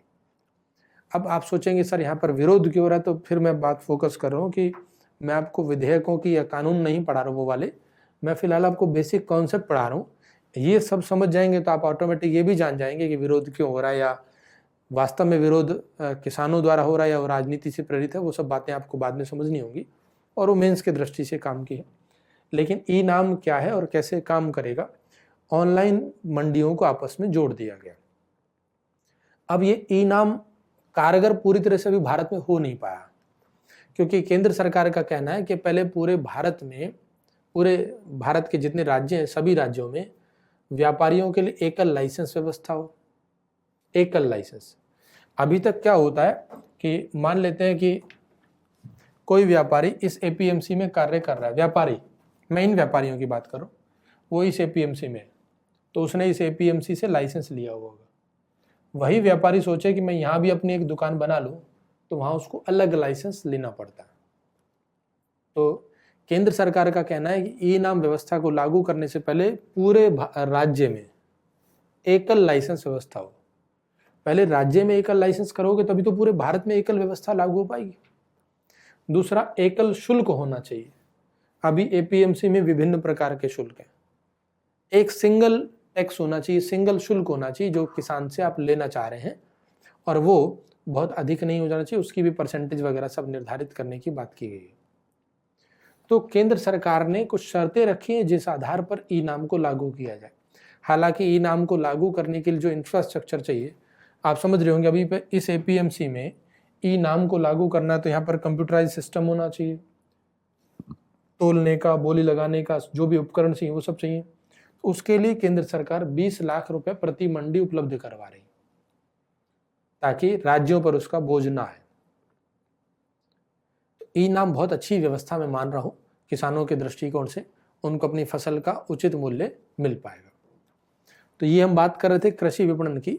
इसी कृषि विपणन के अंतर्गत एक और चीज हम समझते हैं, अनुबंध कृषि, कॉन्ट्रैक्ट फार्मिंग। अनुबंध कृषि या कॉन्ट्रैक्ट फार्मिंग। कॉन्ट्रैक्ट फार्मिंग में क्या होता है कि किसी किसान ने, ये किसान की कोई भूमि है, इस भूमि पर कौन सी फसल का उत्पादन किया जाए किसान निर्धारित करता था, उसमें जो इनपुट खर्च होंगे वो भी किसान ही खर्च करता था, और जो आउटपुट है वो भी किसान का, पूरा रिस्क भी किसान का है।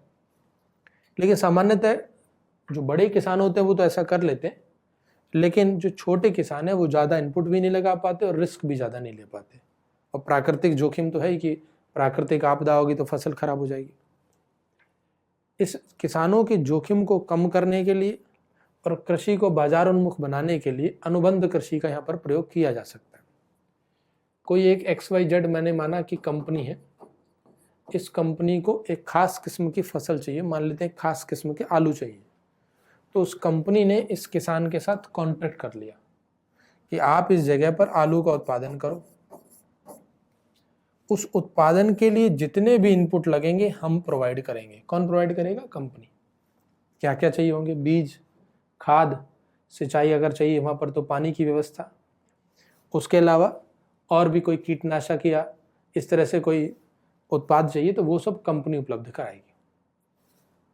अब कंपनी और किसान के बीच में कॉन्ट्रैक्ट हो गया कि जब फसल उत्पादन हो जाएगा तो हम आपसे ये 5 रुपए किलो में सारे आलू खरीद लेंगे। कंपनी लास्ट में जब उत्पादन हो जाएगा तो 5 रुपए किलो पेमेंट करेगी किसान को, और किसान को ये आलू, सारे के सारे आलू कंपनी को दे देने। तो जो 5 रुपए किलो भुगतान किया जा रहा है वो एक्चुअल में देखा जाए तो किसान को उसके लेबर का भुगतान किया जा रहा है। जमीन पर मालिकाना हक किसान का ही रहेगा। किसान ने कंपनी से कॉन्ट्रैक्ट किया था, एक निश्चित अवधि तक का कॉन्ट्रैक्ट होगा। इसका उद्देश्य क्या है? अनुबंध कृषि का सबसे जो मुख्य उद्देश्य, सबसे इंपॉर्टेंट उद्देश्य वो है किसान को जोखिम से बचाना। मान लीजिए कि फसल का उत्पादन हुआ और किसी भी प्रकार की आपदा के कारण फसल नष्ट हो गई, तो किसान का कुछ पूंजी खराब नहीं हुई। किसान की मेहनत तो खराब हुई, नो डाउट, लेकिन मेहनत से ज़्यादा किसान फिलहाल घबराता है पूंजी से, क्योंकि उसके पास बहुत ही सीमित पूंजी होती। वो कहता है कोई बात नहीं, मेहनत तो हम कर लेंगे दोबारा। किसान बहुत मेहनती है, लेकिन पूंजी उसके पास सीमित थी, अगर वो खर्च हो जाएगी तो शायद उसको ऋण के जाल में फंस जाएगा या सुसाइड करना पड़ जाए। इसलिए किसानों को जोखिम से बचाना पहला उद्देश्य। दूसरा, जो फसल का उत्पादन हो उसका पहले से पूर्व निर्धारित मूल्य मिलेगा, कितना मिलेगा वो भी पता हो, तो किसान की इनकम फिक्स्ड हो गई, सुनिश्चित होगी कि हाँ भाई इतनी इनकम प्राप्त होगी, इससे कम नहीं। तो हमको किसान को आय की एक प्रकार की गारंटी दे रहे हैं कि इतनी इनकम आपको मिल ही जाएगी। अगर आप मेहनत करेंगे, अब जितनी ज़्यादा उत्पादन होगा उतना ज़्यादा आपको इनकम मिल जाएगी। तीसरी चीज़, किसान को किसी प्रकार का ऋण ही नहीं लेना पड़ेगा, क्योंकि इनपुट तो खर्च करना नहीं है, तो हम उसको असंगठित वित्तीय बाजार के जाल से भी बचा रहे हैं। उस पर पूंजी खर्च करने का दबाव भी नहीं होगा। तो एक तरह से आप कह सकते हैं कि किसान को बिना कुछ पैसा खर्च किए एक निश्चित इनकम प्रोवाइड कराना और साथ साथ प्राकृतिक जोखिम से बचाना, ये अनुबंध कृषि का मुख्य उद्देश्य है। ये तो हुआ किसानों के दृष्टिकोण से उद्देश्य। दूसरी तरफ इस कंपनी को लाभ क्या है कि एक निश्चित किस्म की फल, एक पूर्व निर्धारित किस्म की फसल उसको मिल पाएगी। कंपनी को पता है कि हमने जो आलू की क्वालिटी बोली है वही मिलेगी और एक निश्चित मिल जाएगी, नियमित रूप से प्राप्त होती रहेगी। कंपनी को उस किस्म के आलू के लिए विभिन्न अलग अलग मंडियों या किसानों से नहीं खरीदना पड़ेगा, तो कंपनी के लिए भी अच्छा है। और कंपनी ने पहले से कैलकुलेट कर लिया होगा कि कितने रुपए किलो खरीदने में फायदा रहेगा, तो कंपनी भी अपनी जो प्लानिंग है वो ठीक तरीके से कर पाएगी।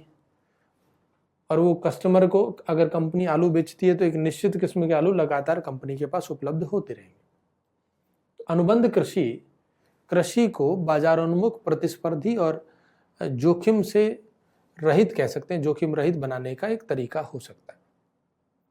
लेकिन अनुबंध कृषि की आलोचना की जाती है कि भाई बड़ी बड़ी कंपनियां हैं, किसानों का शोषण कर सकती हैं, किसानों से जिस तरीके का उन्होंने वादा किया वो वादा बाद में ना निभाएं, ऐसी इसकी आलोचना की जाती है। लेकिन इसकी सभी आलोचना सही नहीं है, क्योंकि ये मैं मान सकता हूँ कि कंपनी ऐसा कर सकती है, लेकिन ऐसा दोनों तरीके से हो सकता है। किसान भी तो ऐसा कर सकता है। किसानों को जो इनपुट मिला कि आपको इस खेत में 20 किलो खाद डालनी है, उसने 18 किलो खाद यहाँ डाली, 2 किलो खाद किसी और खेत में अपने में डाल रहा है, किसान भी कर सकता है। तो अगर हमें व्यवस्था को पारदर्शी बनाना है, उसके लिए अनुबंध कृषि का रजिस्ट्रेशन होना चाहिए। अनुबंध कृषि में कोई भी व्यक्ति कॉन्ट्रैक्ट, दोनों साइड से दोनों पार्टी कॉन्ट्रैक्ट को तोड़े नहीं या कॉन्ट्रैक्ट का मिसयूज ना करें, उसका प्रॉपर रजिस्ट्रेशन हो, वो इसका एक उपाय हो सकता है। यहाँ पर आपके मन में एक क्वेश्चन आ सकता है, जो कि सही भी है, कि छोटे किसान ऐसा कैसे करेंगे? 1 बीघा खेत है, उसमें क्या वो कंपनी कॉन्ट्रैक्ट करेगी? इसके लिए एक शब्द यूज किया जा रहा है जो कि आजकल बहुत चर्चा में है, फार्मर प्रोड्यूसर ऑर्गेनाइजेशन, FPO, कृषि उत्पादक संगठन। छोटे छोटे किसान जिनके पास सीमांत जोत है या लघु जोत वाले किसान, वो किसान परस्पर मिल करके एक संगठन बना लें जिसका नाम फार्मर प्रोड्यूसर ऑर्गेनाइजेशन नाम रखा जाए, और उन सभी किसानों का संगठन, यानी जो ये ऑर्गेनाइजेशन बना, फिर ये ऑर्गेनाइजेशन इस कंपनी के साथ कॉन्ट्रैक्ट करे। क्लियर है? ये ऑर्गेनाइजेशन कंपनी के साथ कॉन्ट्रैक्ट करेगा। मान लेते हैं कि ऐसे 1000 किसान हैं जिनके पास 1 हेक्टेयर भूमि थी। ये खुद अपने आप डायरेक्टली अगर कंपनी से कॉन्ट्रैक्ट करते तो शायद कंपनी एग्री ही नहीं होती। तो ये सभी किसानों ने मिलकर के एक ऑर्गेनाइजेशन बना लिया जिसका नाम फार्मर प्रोड्यूसर ऑर्गेनाइजेशन है। और इस फार्मर प्रोड्यूसर ऑर्गेनाइजेशन को प्रमोट करने के लिए जो भारत में संस्था काम कर रही है, SFAC, स्मॉल फार्मर कंसोर्टियम है, ये एग्री बिजनेस कंसोर्टियम, ये संस्था FPO को देखभाल कर रही है। FPO को जो कुछ एडवाइस चाहिए उसको प्रमोट करना, इस ऑर्गेनाइजेशन को लीगल सपोर्ट चाहिए तो वो ये संस्था प्रोवाइड कराएगी। तो सारी चीज़ FSAC के बारे में ध्यान रखेंगे। ये small farmer agri business consortium, इसके बारे में आपको नोट से पढ़ लेना, यहाँ से क्वेश्चन आ सकता है। और FPO से भी प्रीलिम्स में क्वेश्चन आ सकता है। देखिए, जहाँ पर प्रीलिम्स में क्वेश्चन आने की बात रहेगी वो मैं आपको बताता जाऊँगा, और जो मेंस का हिस्सा उसको हम ज़्यादा डिटेल में नहीं जाएंगे। तो फार्मर प्रोड्यूसर ऑर्गेनाइजेशन, इस संस्था के द्वारा, इस ऑर्गेनाइजेशन के द्वारा छोटे किसानों या सीमांत किसानों को भी अनुबंध कृषि का लाभ मिल सकता है। क्लियर है? इसीलिए ये संगठन प्रमोट किया जा रहा है। जो सामान्यतः ये आलोचना रहती है कि बड़े किसानों को ही अनुबंध कृषि का लाभ मिलेगा, तो ऐसा नहीं है। तो ध्यान रखेंगे आप अनुबंध कृषि क्या है, और ये SFAC ये संस्था, इसके कार्य कौन कौन से हैं। वैसे तो मैंने संक्षिप्त में बता दिया, लेकिन एक बार आप इसको नोट से भी पढ़ लेंगे।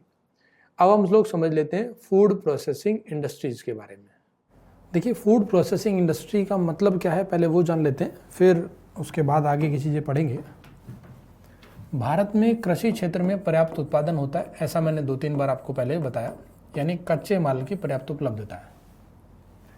अब आज के समय में जो जीवन शैली हो गई है कि लोग बाजार से कच्चा माल लेकर के स्वयं उसको पकाएं, खाने योग्य बनाएं, तो जीवन शैली ऐसी हो गई, लोगों का जीवन चक्र ही ऐसा चल रहा है कि वो ऐसा करना नहीं चाहते हैं, वो उसमें सक्षम नहीं है। तो आज के समय में लोगों को प्रोसेस्ड फूड चाहिए, प्रोसेस्ड फूड। और जब हम शब्द बोल रहे हैं प्रोसेस्ड फूड, इसका मतलब पका हुआ, तुरंत खाने योग्य हो। और इसीलिए भारत में फूड प्रोसेसिंग इंडस्ट्रीज का स्कोप बढ़ जाता है। फूड प्रोसेसिंग इंडस्ट्री का मतलब ये 2 हिस्से इसमें शामिल हैं।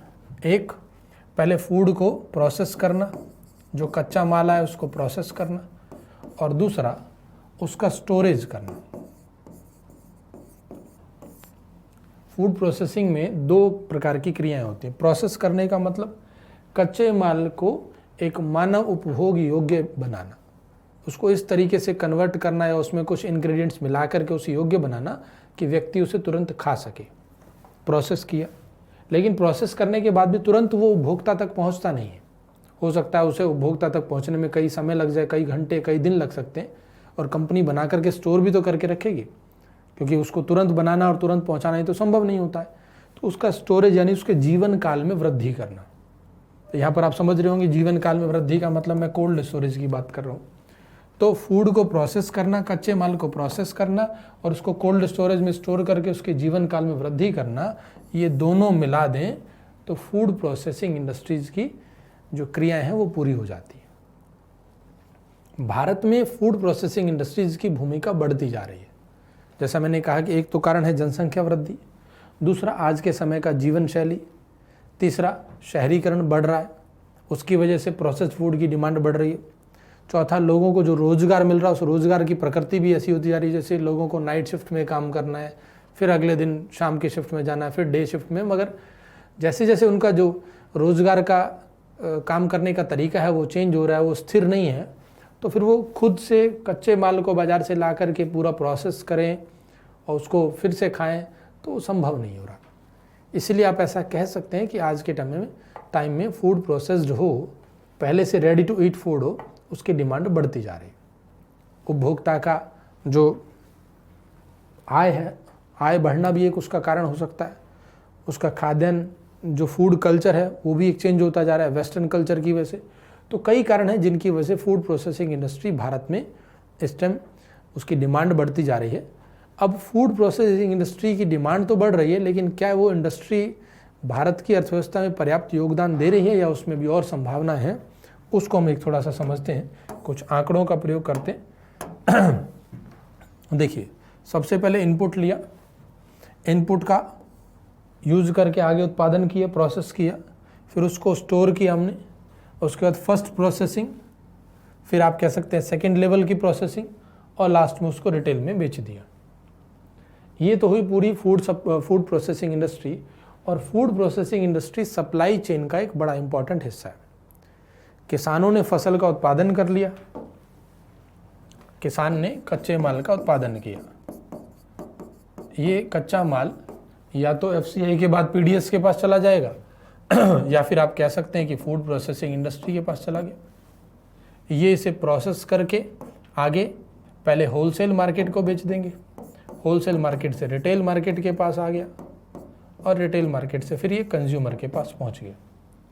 तो ये जो पूरी चेन है, ये शब्द बोला जाता है सप्लाई चेन। किसानों के खेत से और कंज्यूमर की मेज तक जितनी बीच में क्रियाएं हो रही हैं सबको मिला दें तो सप्लाई चेन शब्द पूरा होता है। सप्लाई चेन को अगर हम कंटिन्यू बनाए रखें तो हम फूड इन्फ्लेशन को आसानी से कंट्रोल कर सकते हैं और किसानों को उनकी फसल का उचित मूल्य भी दिला सकते हैं। अब भारत में फूड प्रोसेसिंग इंडस्ट्री क्या भूमिका निभा रही है उसको देखें। खाद्य बाजार में फूड प्रोसेसिंग इंडस्ट्री की हिस्सेदारी लगभग 32%, कुल रोजगार में हिस्सेदारी लगभग 11.5%, निर्यात में हिस्सेदारी 10.7 और फसल गहनता यानी क्रॉपिंग इंटेंसिटी 142%। ये जो हिस्सेदारी है इससे पता चलता है कि निर्यात और ये रोजगार में हिस्सेदारी बढ़ सकती है। क्यों बढ़ सकती है? क्योंकि हमारे पास कच्चा माल तो है। फिर हम निर्यात क्यों नहीं कर पा रहे? क्योंकि प्रोसेस कम हो रहा है। या हम रोजगार ज़्यादा क्यों नहीं दे पा रहे? क्योंकि फूड प्रोसेसिंग इंडस्ट्री ज़्यादा हम इस्टेब्लिश नहीं कर पा रहे। फूड प्रोसेसिंग इंडस्ट्री को इस्टेब्लिश करने के लिए कच्चा माल चाहिए जो हमारे पास है, लेकिन क्या नहीं है? आधुनिक तकनीक और केंद्र और राज्य सरकारों की राजनीतिक इच्छा शक्ति का अभाव। अगर हम पर्याप्त मात्रा में अच्छी टेक्नोलॉजी उपलब्ध कर रहे हैं, जैसे मैं कहता हूँ कि आपके पास कोल्ड स्टोरेज की सही टेक्नोलॉजी या अच्छी टेक्नोलॉजी नहीं, तो उसके बिना तो फिर हम कैसे प्रोसेस फूड को स्टोर कर पाएंगे? एक कॉन्सेप्ट यूज़ होता है इंडिया में एक योजना शुरू की गई थी, नाम था मेगा फूड पार्क। इस मेगा फूड पार्क के तहत जो भी कोई किसान कच्चे माल का उत्पादन कर रहा है, उन किसानों से कच्चा माल खरीद लिया जाए और उसको कलेक्शन सेंटर में रख लिया। कलेक्शन सेंटर कई हो सकते हैं, जैसे यहाँ पर कोई दूसरा किसान है, दूसरा फार्मर है, इससे भी कलेक्शन सेंटर ने खरीद लिया। विभिन्न कलेक्शन सेंटर उस खाद्यान्न को पहुँचा दे प्राइमरी प्रोसेसिंग सेंटर तक, और प्राइमरी प्रोसेसिंग सेंटर से वो खाद्यान्न पहुँच जाए, मैं यहाँ पर नाम दे देता हूँ सेंट्रल प्रोसेसिंग सेंटर।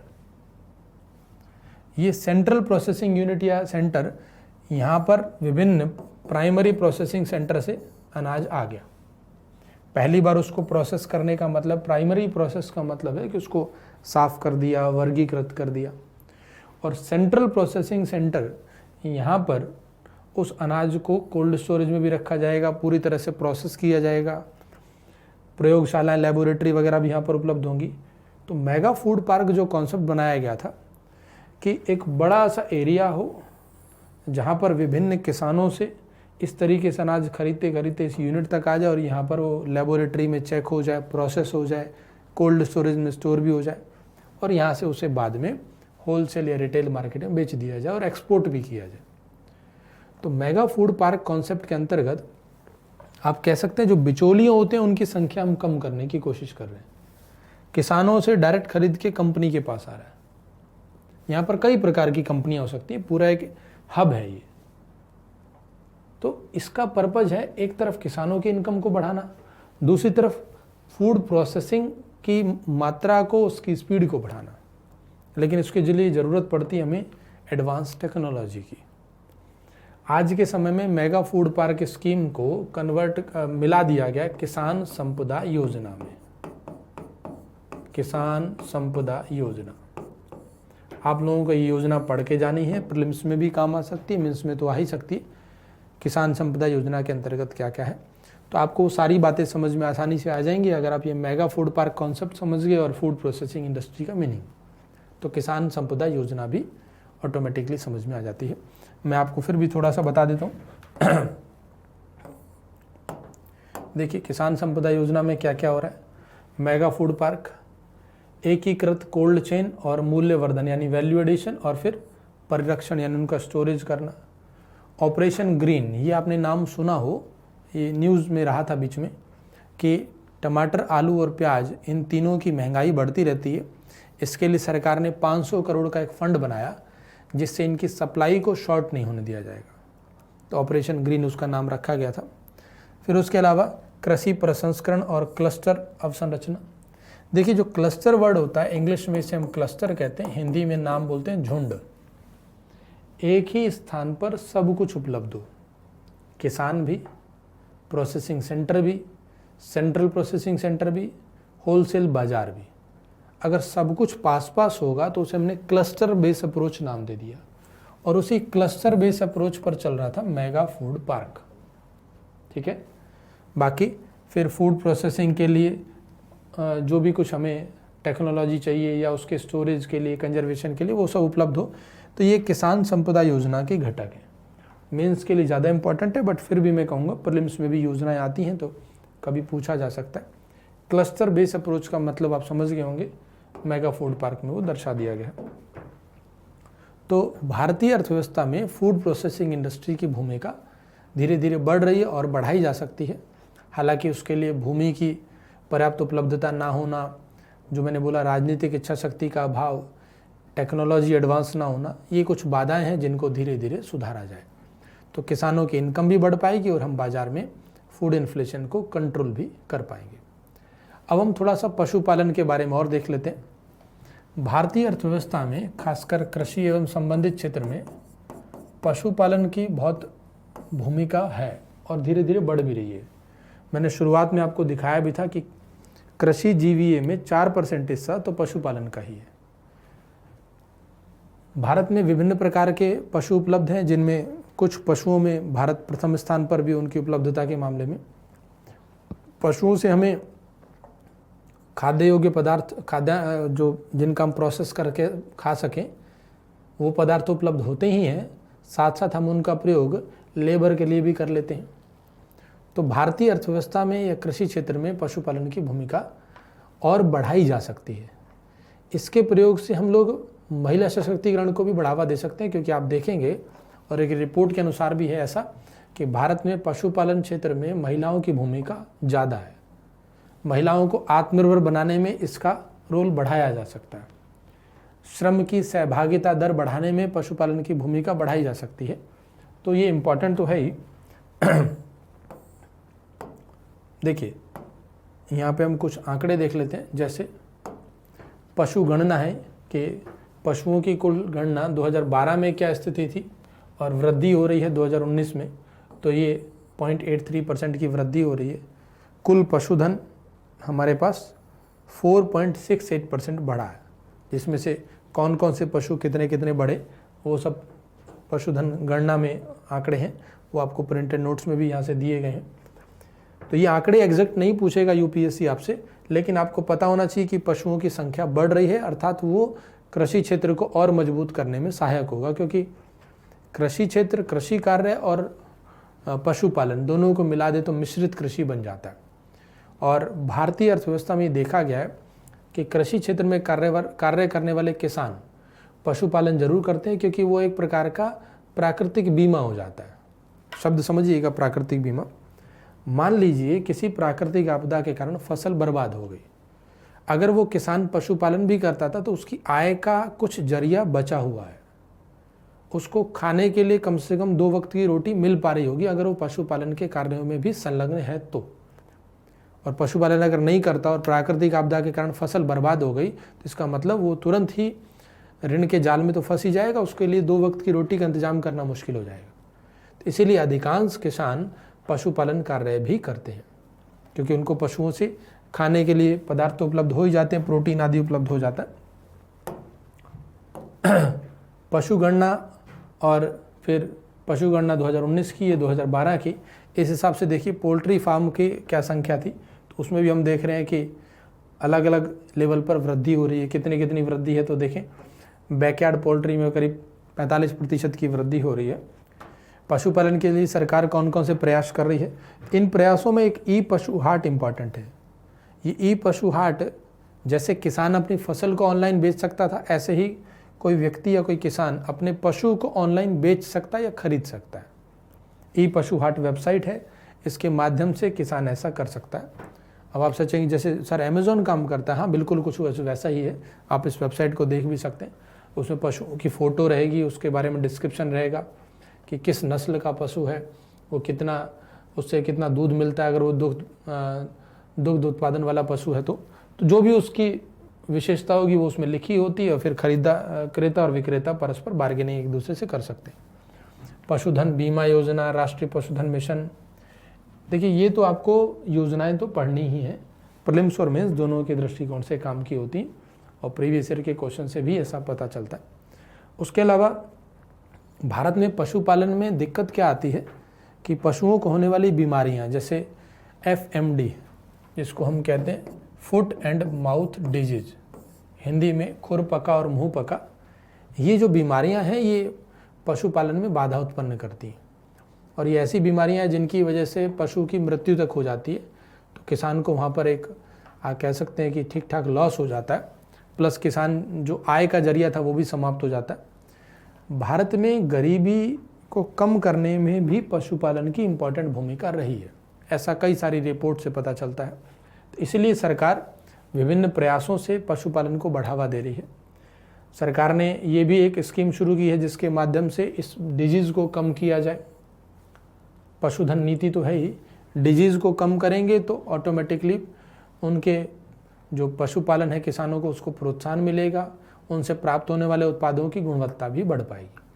तो आप उसके कुछ आप कह सकते हैं कि थोड़ा बहुत आपको डेटा हल्का हल्का देख लेना चाहिए, और डेटा भी मतलब याद नहीं करना आंकड़े, बस ये पता हो कि घट रही है संख्या, बढ़ रही है, या जीवीए में रोल पशुपालन का बढ़ रहा है घट रहा है, वो सब देख लेना होगा। मेंस में यहाँ से क्वेश्चन आने के चांस ज़्यादा रहते हैं। तो हम लोग अब तक कृषि क्षेत्र के बारे में पढ़ रहे थे और हमने कृषि क्षेत्र के विभिन्न पहलुओं को संक्षेप में प्रीलिम्स के दृष्टिकोण से देख लिया है। मेरा मानना है कि प्रीलिम्स के दृष्टिकोण से इतना पर्याप्त रहता है। बाकी आप हर साल आने वाला जो बजट और इकोनॉमिक सर्वे है उसमें कोई योजना आए कृषि क्षेत्र से संबंधित तो उसको ज़रूर पढ़ लेना होता है, या फिर कोई विशेष आंकड़ा आ जाए जो ग्राफ वगैरह पता चल रहा हो कि कृषि क्षेत्र में ये एक तेज़ी से वृद्धि हुई या कुछ निरंतर कमी आई, वहाँ से यूपीएससी क्वेश्चन बना सकता है। अदरवाइज कृषि क्षेत्र, कृषि और संबंधित क्षेत्र पूरा मेंस में भूमिका अदा करता है। बहुत बड़ा हिस्सा इसका मेंस में है, तो मेंस में तो इसको पूरी डिटेल से आपको पढ़ना ही होगा। लेकिन प्रीलिम्स में आपने ये सब नाम एक बार जान लिए हैं और संक्षेप में जानकारी मिल गई है तो मेंस में समझना अब आसान हो जाता है।